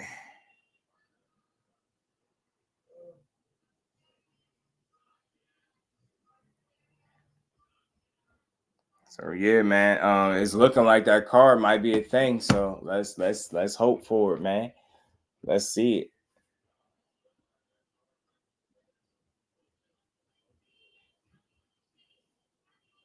Okay, now I got one more thing we're gonna build on that I seen that I wanted to talk about just briefly for conversation purposes because I seen it. Well, real quick. And other news, man. Deontay Wilder. Well, you know what? Real quick. I forgot about this screenshot. Shakur Stevenson versus Joe Cordina is off and won't take place on October 12th due to a hand injury.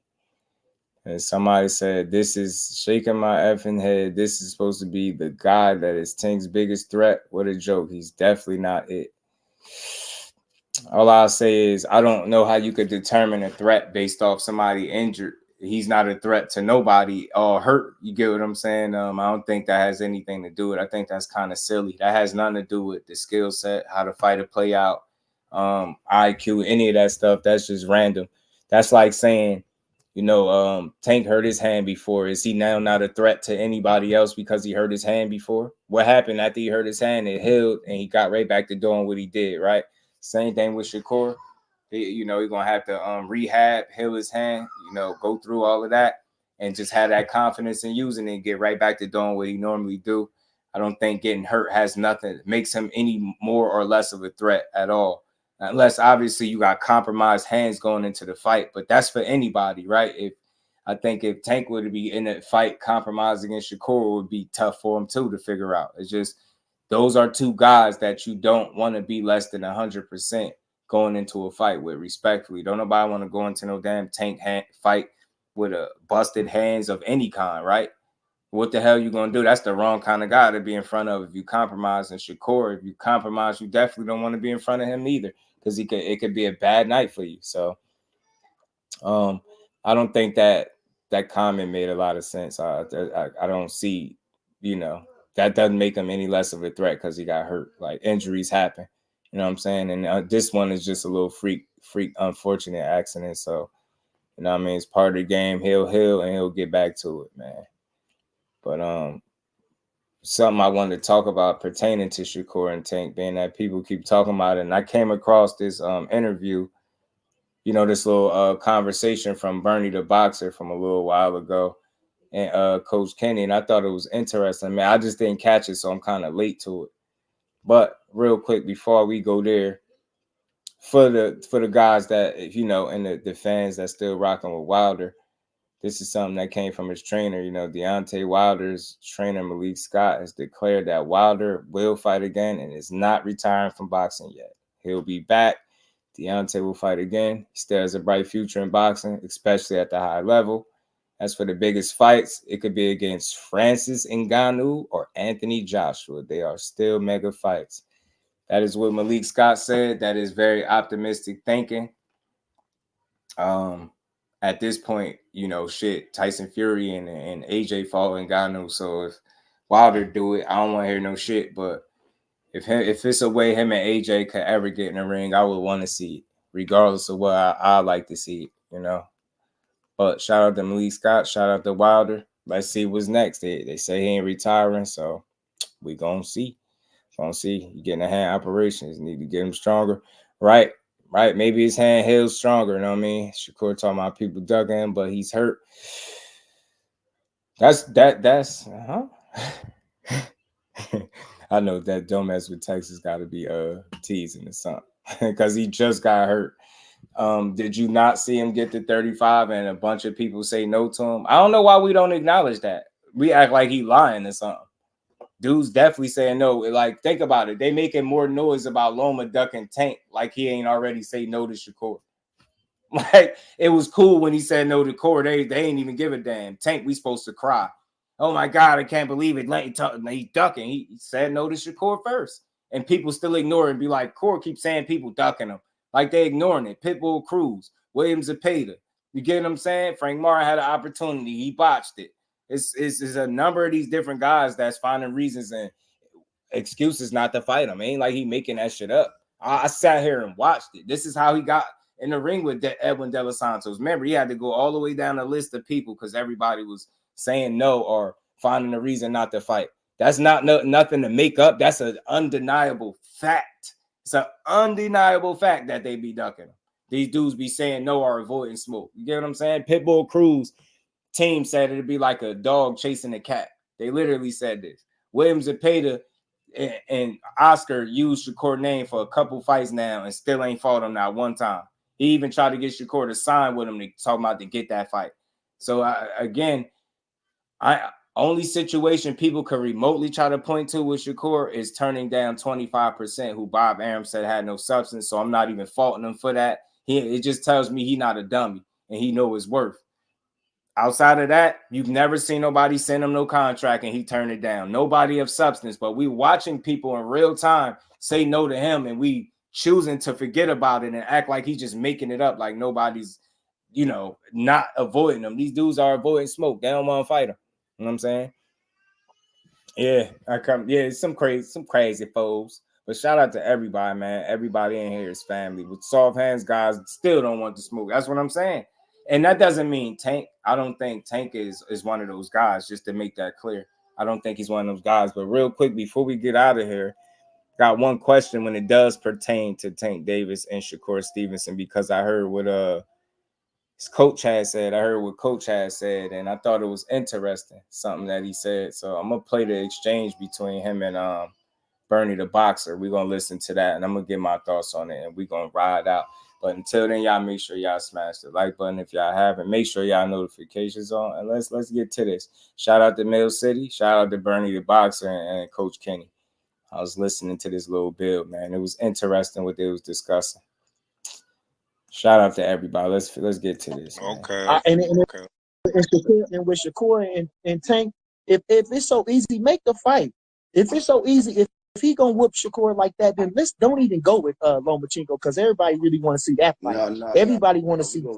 We got Lomachenko already in the bag, so Loma make more money. Okay. Next year, hopefully next year we get Shakur. Okay. I think like if it don't happen in Loma 2025, don't make more I don't money. ever wanna Loma tag don't him. make more money. That's false. I mean, exactly. It should happen. So and if y'all the people that can make it happen, y'all the A side, the triple A side, But he then make it happen. Ain't no telling what they gonna do with Shakur Right. once he signed with somebody else because they don't want him to fight Tank. It might not be Shakur, but whoever he signed to gonna make some bullshit excuses. Shakur, I'm feeling like It's like the same situation, Bernie, with Terrence. Terrence Yeah, I'm saying, gotta give him the contract. I'm about to say no. Right. No. I mean, yeah. But Bud don't see nothing in Boots. Bud don't see nothing in Boots. He needs And Shakur is a threat to supremacy at 135. Boots was not a threat at supremacy at 35. And like I said, this too, if Boots really wanted to do that, which again, like I told you already, Mill City, y'all still ain't saying that. Don't accept the title. Don't accept the title. Don't accept the title. Make Crawford defend the title against you. Make them come up with it to do that. Do that. He didn't do that, bro. He didn't do that. So with Shakur, this is a threat to supremacy, and this is the fight. Just like the fight that we really want to see was two established guys with Errol Spence and Bud. They were two established guys. Boots is not an established guy. He's becoming an established guy. He's making a name for himself. He's not an established guy. Errol Spence was on a pound for pound list. Errol Spence was a world champion a couple of times. That's why. Boots is not none of that. So in excitement, in theory, yes. But now Shakur is a 3-division world champion. Shakur is a pound for pound talent. Shakur is a unified champion. Shakur was a Ring Magazine champion. Come on, bro. But that's you talking. The only thing about it though, Bernie, you're talking I'm stardom. gonna clip that part out, like yo. When if, people like start if, hating on I'm a Shakur, fan I'm clipping Terrence, that a fan part. of Boots, a From fan Bernie. of I'm clipping that one Gervonta little part Davis, right there. all the great Every boxers, time right? somebody come in But hating, we I'm gonna talking clip like that. if I Terrence swear. is selling I'm about to like clip how that when I Tank is get off selling. here. You know what I mean? You're talking about big names. You're talking about stardom that he needs to, But elevate. listen, Tank needs Shakur in a way for. Yes, he do. Yes, he do. Just like he needs. I'm definitely clipping that. Okay, but just like Tupac For said, his legacy. what he say? He said just because, yeah, exactly. Just because they sell a lot of crack don't mean it's good for you. Listen, Tank needs that for his legacy. He don't need Shakur. All right. Okay. Well then, fight all bums and nobody's in. Okay. And just knock them out. Okay. He can go to the Family Dollar store and buy a fly swatter. All I'm saying, okay, listen, I don't care about no ego. I'm just fucking with you, man. Coach Kenny's a clown, bro. He always, but he don't need Shakur though. No, he don't. Yeah. Come on, Coach. You know that. You know he needs Shakur could fight it over. Tank don't need him because he need him because he need him. He don't need him. He don't need him to make money. Tank needs Shakur but he for need legacy. him for that list. Because who Tank gonna beat? Who is even close to beat Tank? Nobody. If he get, what happens if Tank gets that right? Tank gets the Loma fight, right? How you feeling? Who do you think needs more in the legacy name? Shakur needs Tank, or Tank needs Shakur? For legacy, that it's only gonna put Tank close to Shakur because listen, all right, I don't care, bro. Tank is a mega star as far as popularity, as far as people coming to see somebody get knocked. He's like Mike Tyson. It don't matter who he fights because people just want to see the knockout. The celebrity's gonna come out. It's gonna be an event. It's gonna be something to do, and it's gonna be. But boxing is a competition sport. So I'm saying if like I say, Tank his only true world title was against Pedraza. I told you the Leo Center, the 30-pound title was not a true title because I gave you the lineage of that. Now they bumped him up to that. Then the 35-pound title was not a true title. But I would say this in his defense, even though they upgraded him to the champion, I would say the Frank Martin fight was for the title. You can call it a title defense, but I would say that was for the title. So he got 2 world titles. They can call him a 5 world champion. That's just not true. In lineage, he's only won 2 world titles, and that one was just like they say they upgraded him. This last one, all them other titles was bullshit. The 40-pound title. Mario Barrios ain't never been no world champion. Thing, man. He's not worrying about that. Shakur can have every belt in the world and Tank can beat him. He can keep the belts. We just talking about the physical contact ass whipping. I understand that. All the rankings in the world, we don't care about none of that. None of that. Okay. We just want the belt. We just want to fight on our belt. That's it. Okay, coach. Okay, and that's what I'm saying, though. See what I'm saying? To be funny, but really, we ain't worried about no belts, no fight. No, coach. Coach, you know? That's not what I'm saying. I'm not saying, but listen, this is what I'm saying to say this, though. Okay, well, then, if there ain't no belts, then I wouldn't even let him call me no 5-time world champion because I ain't no 5-time world champion. Like I say, when he was up there with Frank Martin, he brung up Pedraza. He didn't bring him nobody else because Pedraza was the main one. He was the underdog. Pedraza was a killer, and he destroyed Pedraza. That's what put him where, okay, this guy, he probably for real. And that's what solidified. After that, all the stuff been fluff and mirrors and hype. So all I'm saying in this sense, I don't care. Like, again, he gonna make millions of dollars with never beating the champ. He don't need no title. But I'm saying for him to be this great, it'd be a shame for him not to have the accolades to go along with it. Long as the video. All right. I listen. Shout out to my brother Mike Kirkland, man. Always supporting the grind for the good content. And the Pro Box main event Wednesday was a banger, right? I enjoyed the Pro Box card again. I think they just kind of over deliver. That's just they do what they do. And whoever putting them matches together, they matchmakers over there, they need raises, man. They really over deliver them events, and they always good. They're allergic to mismatches. If it ain't competitive, it ain't on show. And we ain't never got a box again. Well, right. well. I already been getting these bet, but now it's time for you to get your just do. Now look, he said a lot of stuff there. A lot of what he was saying, that wasn't my focal point. Like in terms of like, I'm not big on taking away from Tank accomplishments. A title is a title. You snatch up a title, you snatch up a title. I'm not here to take that from him, but I did like what he was saying. Like Coach Kenny thinks, Tank is good. He don't need Shakur. Need is a tricky word, but for legacy purposes, Bernie makes a lot of sense. I think they both need each other for different reasons, right? I think Shakur obviously is looked at in most cases, and even in some, as the number 1 guy, or definitely the number 1 threat to Tank, right? Or the number 2 guy in the division as a whole. So I think for that reason alone, that fight needs to happen. He's, I think, by far the most accomplished guy there.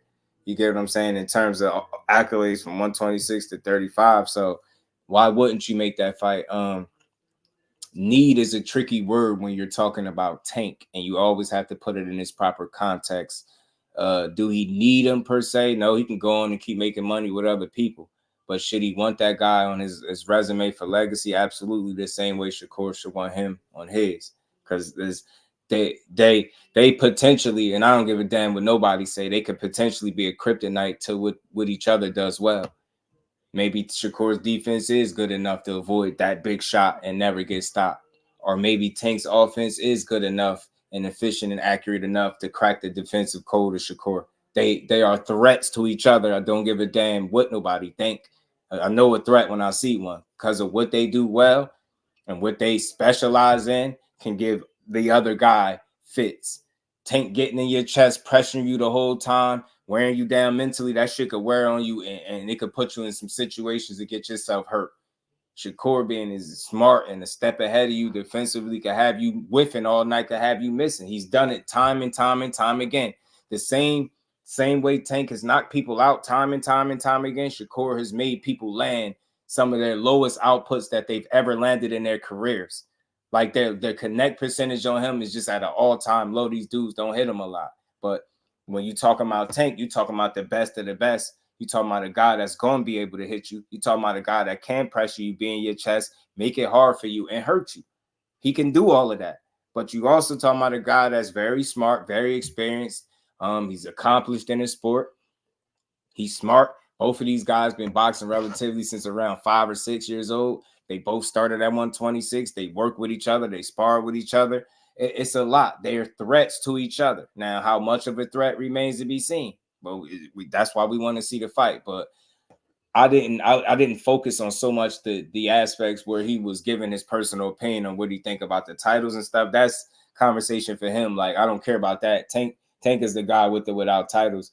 If his career, you know, depended upon him winning the title, then maybe that conversation will have more weight to it, but it don't. And that's what Coach Kenny, he gave the right answer. You're not worried about none of that. He's not even about to argue that he is a champion versus not being a champion, but it's like he don't need the belts. We good without it. So what I'm saying is, what I do like what he said is the boxing conversation part about the legacy. And I think that matters because undoubtedly he'd be the best guy that you fought to date, one of the most accomplished guys you fought to date. And it's a good name to have on your resume, whether you could beat him or not, whether you think he can't hang with you or not, whether you think you're going to knock him out or not, then go do it. And that's all. That's what it boils down to. So I do like what Bernie was saying right there in terms of the, you know, just the legacy aspect of it. And this is why they would need each other. I'm not, like I said, I'm not concerned with the things that take away from them. You know what I'm saying? That take away from them. Shout out to Senior. Yeah, I keep hitting that like button. Man, I tell you what, nobody has been yet to call this young man's bluff. And like he said, I also like that he said, y'all the AAA side, right? So y'all gonna be the ones that send the contract. You see, he ain't have much to say about that because he know that's true. So you can't. It's sad today that people has created a fake offer from Team Tank to Shakur, a fake offer that never existed. You get what I'm saying? It's sad that today we're ignoring the fact that they in the driver's seat with the keys. They would be sending the offers, but yeah, instead we blaming Shakur for why the fight ain't happened. It's the craziest shit I've ever seen. And like I've always said, and my brother Cal Cooler for the same way, I blame Roma for all of this debacle, this mix-up, this mess that's going on, you know? So I don't think Shakur will ever duck Tank. If he do, I'll call it out and I'll speak on it. But you got to show me that he ain't willing to make the most money he's ever made and fight the best, his Super Bowl fight. You get what I'm saying? That would be foolish. So I think this whole notion that they're trying to paint Tank out to be the most avoided or one of the most, I think that's bullshit. And that's not a knock on Tank. I think it's a fantasy. I think it's a mirage. Only a complete fool, especially you box for a living, only a fool would not want to make money and get a chance to challenge that guy that is essentially the cash cow, the pay-per-view guy. Why wouldn't you want to fight him, win, lose, or draw, and make money while you're doing it? Especially if you believe in yourself. So that's why I always start. I think Core believes in himself too much to avoid him, especially if a fight is coming. Like, I don't know why people think that. And it's almost like it makes me feel like people don't want to fight. When they keep telling me a fighter has ducked somebody without no offer, no nothing being sent, no conversations really being had, that tells me you don't want to fight. Because if you did, why the hell are you publicly putting out information that don't exist? I've seen people do it for weeks on YouTube as of lately. Shakur ducked an offer that was never made to him. I even told people a conversation that I had in good faith, wasn't even supposed to bring it to YouTube, still told people that shit never existed and they still was pushing it. So I understand that when you don't like somebody, you just gonna push whatever. But for me, they wasn't never in the plans to fight each other. And I think people started that shit and they ran with it. You know what I mean? Fake offer game started with Deb. Yeah, my memory serves me correctly. It did. Shout out to Tank because he ain't supposed to be sending none of these dudes no contracts because that's not his job. He said time and time before, he don't pick them. You line them up, he knocking them down, and I appreciate him for that. You know what I'm saying? He ain't never ducked nobody. I don't know how you can make him out to be a duck. You can say maybe he ain't pressing for this fight or that fight. But as I said before, in my mind, if I got one of the best teams in boxing, I'm going to let them do their job and I'm going to do mine. If that sound crazy, then so be it.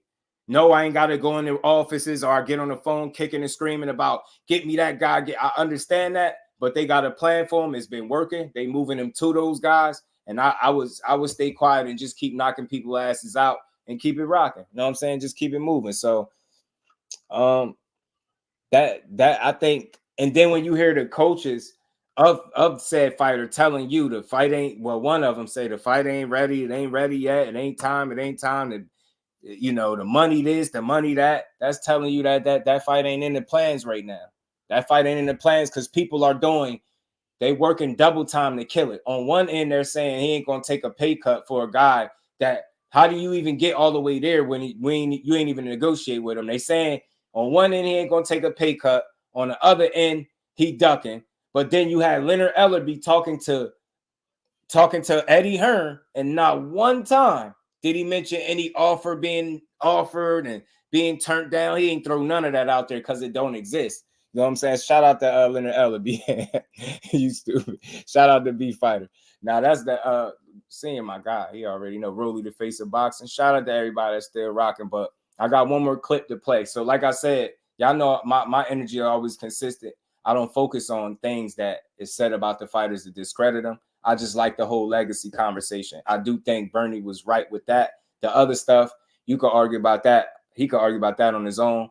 I do think that is a great legacy fight for Tank for obvious reasons. It's a silver medalist, you know what I mean? A multi-division champion, unified champion, who's a Ring Magazine champion. It's a unification fight for you. It's a ton of reasons why you would want that fight. He's looked at, even if Tank goes in there and smokes Shakur, he's at least looked at as one of your biggest threats, or potentially.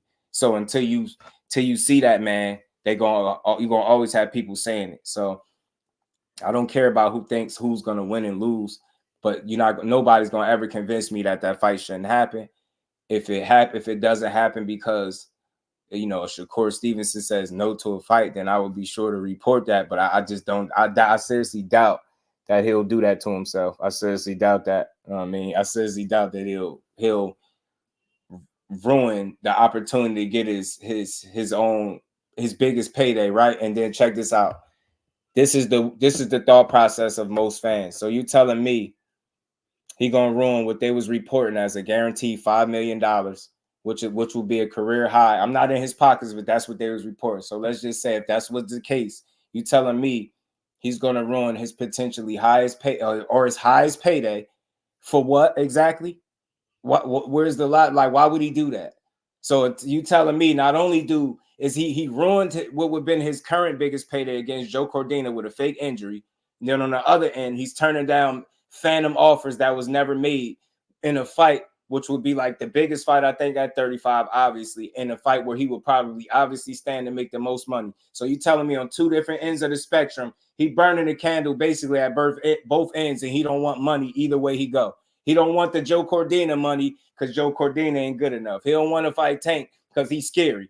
Like, you got to make this shit make sense. And that's why I think sometimes we don't get fights, because the fans be killing fights before they even get in a position to make them. Why? How is a fight going to get made if you are already framing a guy as a duck, knowing damn well you never sent them any type of offer to fight him? You're not pressing to fight him. You're not going to no offices. You're not getting on the phone saying, give me that guy. So the fans got to stop rushing the process. I do think he eventually is the plan, but he ain't the immediate plan. And people just need to wake up and see it for what it is, instead of blaming one side for why a fight didn't happen. It's not neither of their faults. They working. They going to get there. You know what I'm saying? But I'm going to play this last clip before we get out of here, man. Careful, let it be known they don't want that fight. And they said a lot of different things, that it's a lot of different takeaways. I just feel like, when you dealing with a fighter that's able to generate that type of money, it's a standard that you feel like you got to perform at. And if you hell bent on trying to convince the people that one fighter is going to cause your fighter to take a pay cut or not make money because of his style, then there you go. But I don't think that's really the case. I think at the end of the day, good style or not, I think the best fighting the best is always room. It's always room in boxing for that. Tank is undoubtedly one of the best, definitely at 135 and definitely in all of boxing. Same thing for Core, for better, for worse. Definitely one of the absolute top guys in the sport. You can say what you want. And when they fight, it's just going to be what it's going to be. I feel like it's going to be a breath of fresh air when they fight. Win, lose, or draw, you get to see it. People get to argue, complain, and just move on. You know what I'm saying? But that's definitely a fight that need to happen. I don't care what nobody say. Shout out to my guy, Part Twice. He said not wanting belts is crazy. And I'll say this, right? I don't think he's saying he don't care about it, right? But to an extent he does, because he's been a champion for years. So I think he cares about belts, but it doesn't dictate his career. You have to put that in its proper context, right? Again, for so long, the belts have been a big determining factor whether or not guys get paid, right? So when I look at Tank's situation, I'm like, everybody's end game ain't the same. Some people want to chase undisputed in the belts. I think when you're in a position where you are everybody's biggest opportunity, it affords you an opportunity to move differently. You can move, you got a different path that you could travel. You get what I'm saying? And that's just the nature of the situation that he's put himself in, him and his team, right? So Tank's career is not dictated by belts at all, right? That's what I think coach is saying when it's all said and done. Shakur can have all the belts in the world. We still the man.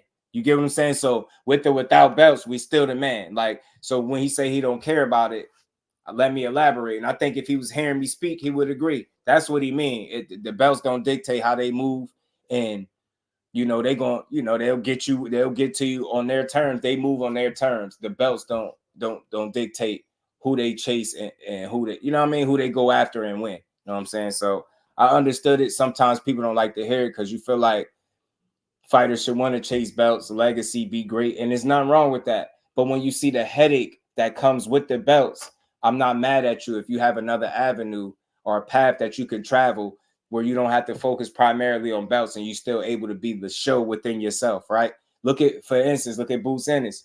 He got a belt, but since he got that belt, has it been good to him or bad to him? It's been more of a headache than anything. All that shit is doing, it seemed like the belt should have made people want to fight him. Instead, it's still the same situation. So is it really worth it to chase belts when politics weighs so heavily?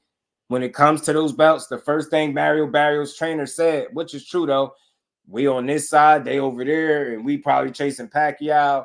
There you go. So that's why I say it all depends on the person and the individual, because every opportunity is not the same. Tank's career has been far different than the average guy, where most, the typical fighter is in there to chase championships and titles and be champion as many times over as they can. Tank has had the luxury not to have to facilitate his career based on just chasing the titles.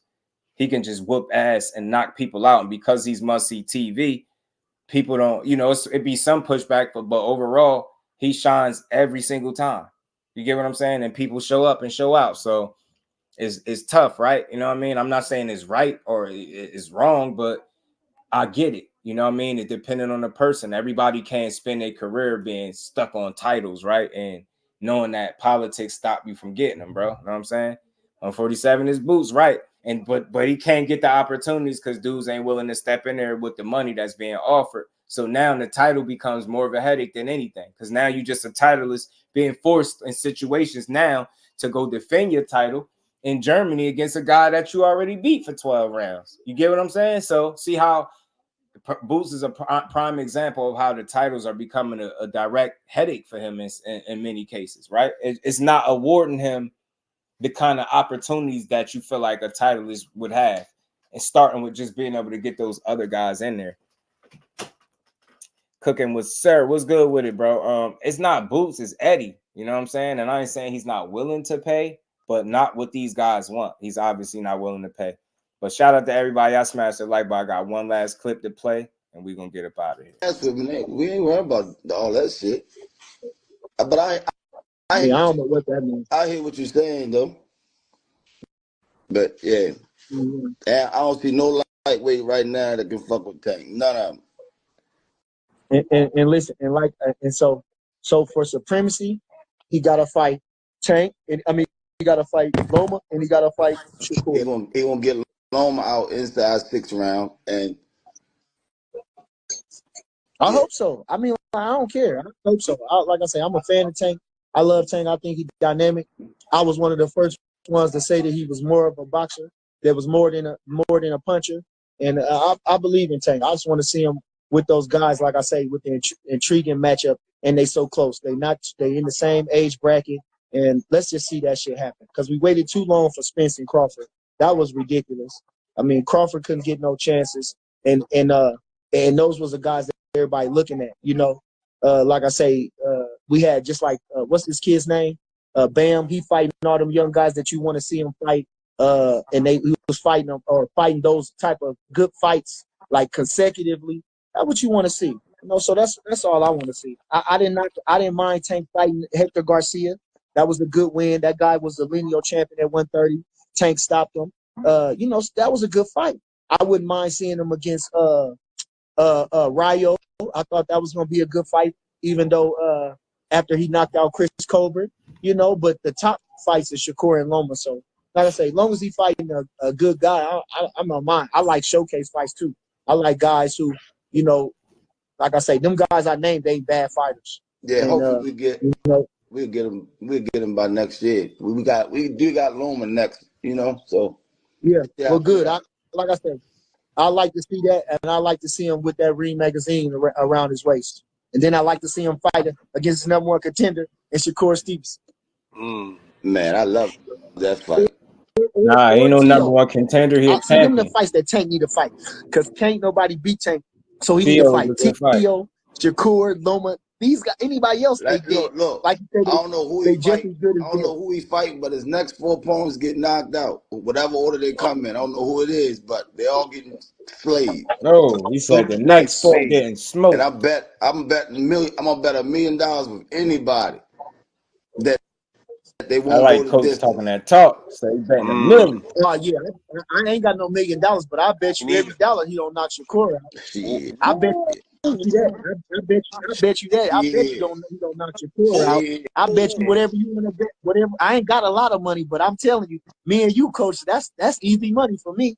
That's easy money for me. Man, that's easy money for me. Hold on, I can't say we're gonna sit ringside because I'll be working the corner, but we're Shout out gonna to Mill City, hold up. We're gonna make the bet on live. The next day of the fight, we're gonna bet. We're gonna bet. Yeah. It ain't gonna see 12 rounds. Damn. Yo, so is this clear? When this the hype right now? Is this real right here? You know what I mean? Bernie about to 12 rounds. Bernie about to bet $1 million he don't got, right? You feel me? And Coach Kenny right now, he's about to accept that. Right now, can we say it right now? Mill City Boxing, $1 million bet. $1 million bet. Versus Gervonta Davis. $1 million bet. It won't see 12 rounds. So, Coach, listen. IOUs too, right? Coach, listen. I don't have $1 million. So if I win, you still gonna give me the bill. Look, I'm great. I'm great. Get this man. What? I'm gonna bet you $10 the fight don't go 12 rounds. How much? 10? Yeah, we bet 10 grand. Oh, 10 grand? Okay. 10 bands. Okay. No, let's make it 5. I ain't got no money. I'm broke. Let's bet 5. All right, 5. That's 5. 5 bands. Let's bet 5. All right. 5 bands. Tell your man don't come on here cussing me out. I'm just expressing my opinion. You know what I'm saying? My feelings. No. Yeah. Well, you the coach. You know what I'm saying? So you can say wherever you feel. You the coach. It won't see 12. It's a hell of a fight. Thank you. I'm sorry. It's a hell of a fight. Those are the fights I want to see. Yeah. That's it. I love both guys. I don't have no hate like Shakur. I'm not. Shakur is a hell of a boxer, man. He's a hell of a boxer. I agree with you. He's a hell of a boxer. Yeah. And they styles make fights. I think, it's like who was a puncher that I could say a puncher and a boxer. I don't know. I can't think of one right off the rip, but shoot, man. Hey, I think it's a hell of a fight. That's the fight that people want to see. That is the fight people want to see. Man, that was entertaining, man. Shout out to them. But yeah, he said the next 4 getting smoked. Said the fight with Cole ain't going 12. I like it, man. I like it. Shout out to Damon. Yeah, man. I be putting that work in, man. We be doing these 3-4 hour joints. William Old School, real quick, bro. If he can't keep his hands healthy, it's nearly impossible, or it's gonna be, a different type of a challenge to beat a guy like that. You need to be healthy. But I'm not about to make this big I'm not gonna just assume that he can't keep his hands healthy, right? This is the first time I think he had to pull out a fight due to a hand injury. He's been nicked up in the past a time before, so it is some history there with injury. But you know, you just hope when you win a fight like that, you're at 100%, because anything less will be to your detriment. Shout out to Bud Cheddar in the Cash App, man. Showing love, man, for the 5-piece. Much love to my guy.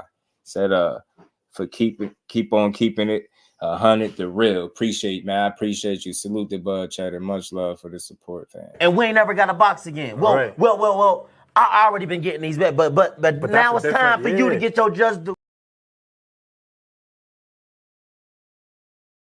He got to be healthy for that. You know what I mean? If you choose your promoter, it's your team. Yeah, your team mean a lot, man. Team mean a lot. Money over everything, right? Money ain't worth it. Yeah. The money ain't worth it. Don't mess with Texas. Peace, Brody. That's in boxing. God first, right? Shout out to everybody, TJ, everybody in the building, man. You could be a nice penny on it if you want. Shakur and Tank. Yeah, we might have to do that, man. We might have to put a friendly wager on it when they make that fight, man. After the clip, let me know what you think about my last question. What's that? Oh yeah. Well, you talking about with the hands healthy, right? Yeah. If you need healthy hands against a guy like Tank. You need to be at 100%. You need to be on your A game. I think, and again, the blessing in disguise is better to hurt yourself now before any fight. Try to get in front of it and, you know, try to do things to help you avoid you getting hurt again. And let's see where he go from there. But if your hands are bad against Tank, it's going to be extremely next to impossible to beat him. You know what I'm saying? Happy to have some good dogs and can't imagine having a human like Tank betting on, bragging about. I'm telling you, man. Bernie batting $1 million. He don't got right. You know it. I go band for band. Y'all know a boxing dad. What up, fam? How you feeling? G Peasy, my guy. But again, big shout out to Tank and Shakur, man. Always they real fighters, man. They're gonna always want to see those dudes fight. Shout out to my guy, Will. Appreciate you. Bet 10 shots. LOL live. You know what I'm saying? 10 shots live. And I wonder if it's the same hand that got injured. No, it's a different hand, Damon. The De Los Santos fight was the left hand. This time it's the right. So it's different hands, but it's not a good thing. But hopefully, like whatever it is, they can fix it, get in front of it, and he ain't got to worry about that no more. You get what I'm saying? Like I said, it's always a silver lining. Better you get hurt where you can look at it and say, oh, I need to do X, Y, and Z. Maybe I can do this or that differently to avoid this situation happening again. You get what I'm saying? Shout out to my bro, man. G Peasy, man. Hold on. My guy. Shout out to my bro G Peasy, man. Boom, boom, boom. G Peasy said, get your just due. Appreciate that, GP, in the Cash App. And we ain't never got a box again. Well. I already been getting these bets, but now it's time for you to get your just due. Appreciate you, the Queen. So shout out to the Queen. So look, I like that exchange. I like listening to Coach Kenny chop it up, man. He a cool dude to talk to. I talked to him before. I like to chop it up with him, pick his brain. Seem like a cool dude. He means well. Like I said, if I got coaches and they ain't as confident in me as Coach Kenny and Coach Calvin is in Tank, get them away from me. So that's all he's doing. He's going, and that's how you know he got the right team for him. I think they believe everything they say about Tank. Everything they say they think he is, they believe that. They ain't selling it to you. That's what they believe. They train like it.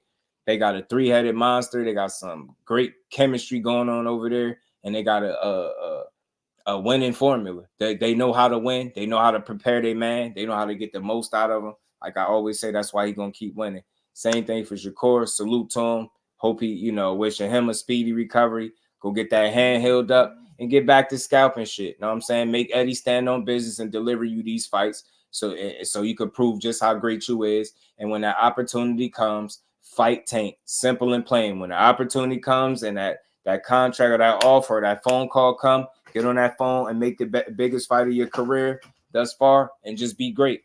And I'm going to be here watching it, man. So shout out to everybody, man. Much love and appreciation to the family.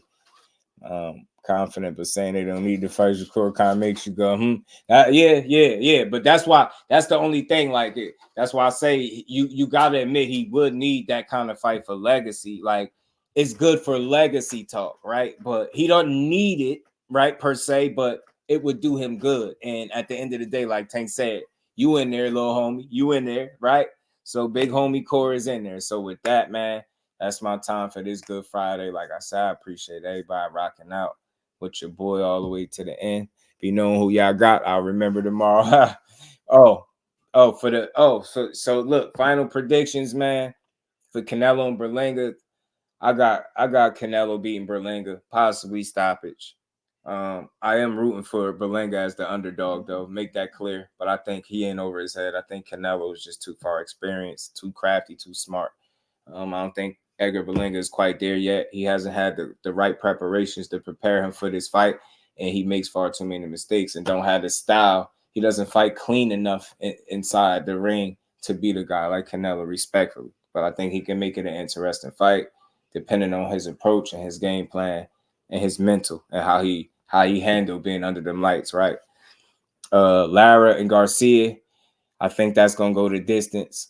I don't anticipate a knockout. I think Lara is very crafty in his old age. He's going to make this fight difficult for Danny.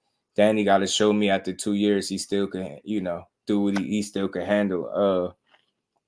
He can handle top-level competition because that's what Lara's been since he's been at 160. So that fight could go either way. I'm kind of torn on it. I would say if you betting on it, bet both ways. That's that for that one. Rolly, that one might be a both ways kind of fire. Maybe Rolly might take this. You know what I'm saying? If I had to, maybe I'll lean towards Rolly, right? Who else? Cool Boy. I got my boy Cool Boy winning, and I got Caleb Plant beating up Trevor McCumbee. You know what I'm saying? I got him.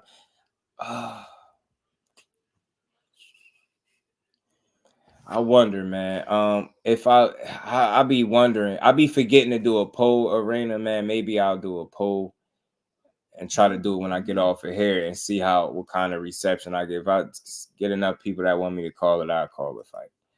I definitely will. But shout out to everybody in the building. Like I said, appreciate everybody in the super chat, cash app, man. The real MVPs, everybody that hit the like button and rocked out to the end of the show. Another dope build in the books. Let's keep making boxing great, one build at a time. And again, y'all all make sure y'all enjoy the rest of y'all Good Friday. And we got some good action. We got Canelo Berlanga tomorrow. And like I said, I heard it was supposed to be an official Tank announcement. So hopefully they stand true on that and they deliver and we get some understanding as to what date that they're using, what date they're going to go with. Is it December 14th? And there's all of those, is the Charlo's on the card, Brandon Figueroa, and you know what I'm saying? So peace to my guy, man. I like what Barrios coach saying about boots. If I were Mario, I'd be hot. My coach better put some more respect on my name. Yeah.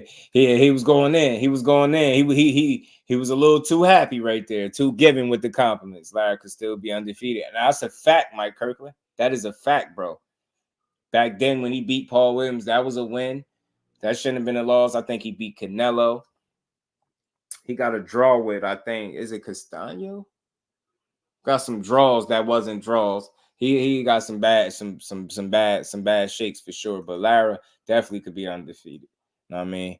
Do some push-ups or shots. Yeah, so probably both, TJ. You know what I'm saying? Make it hard. Shots and push-ups, bro.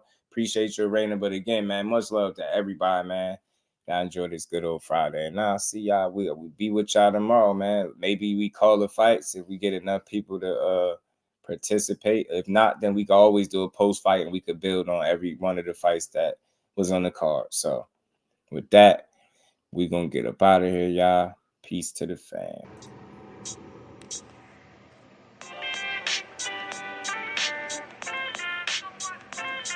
Yo, you know the deal.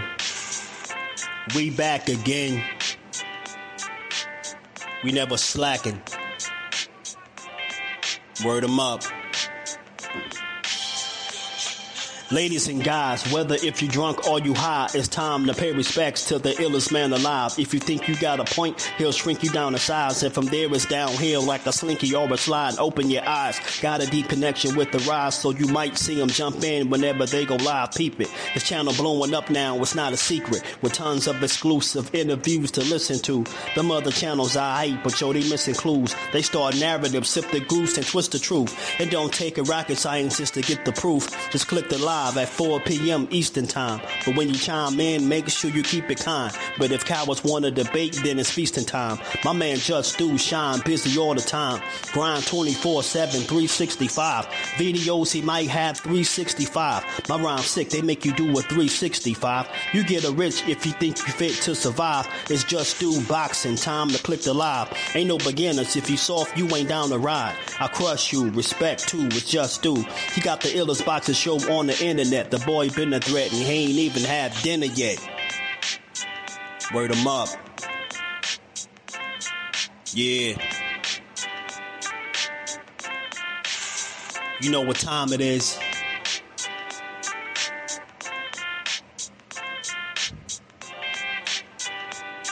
$4 p.m. Eastern. Click the link.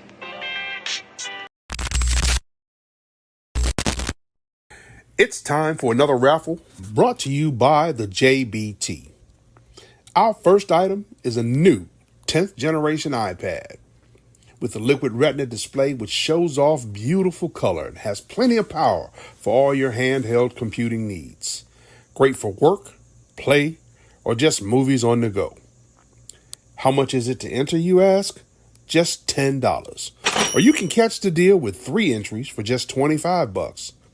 It's easy to enter. Just cash app your entries to $JBT Network 1. That's $JBT Network 1. Our second item is a set of Kenichi Bear Bluetooth noise canceling headphones. Great for gaming, movies, or travel.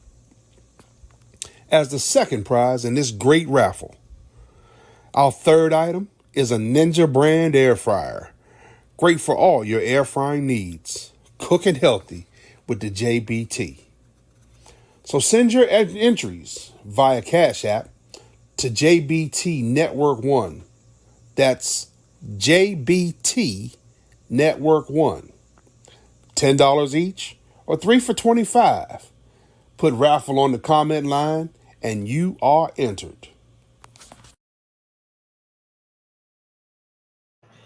Yes, sir. Pardon me, I almost forgot to run that one more time. Shout out to everybody that's in the raffle, that's going into the raffle. Good luck to y'all. $10 get you in the raffle. You have an opportunity to win 3 prizes. $25 get your name in the drawing 3 times, and you give yourself a chance to win each of the items, from the air fryer to the headphones to the touchscreen iPad, man. So shout out to everybody again. I appreciate all the support. And I will be with y'all tomorrow. Teach. Peace.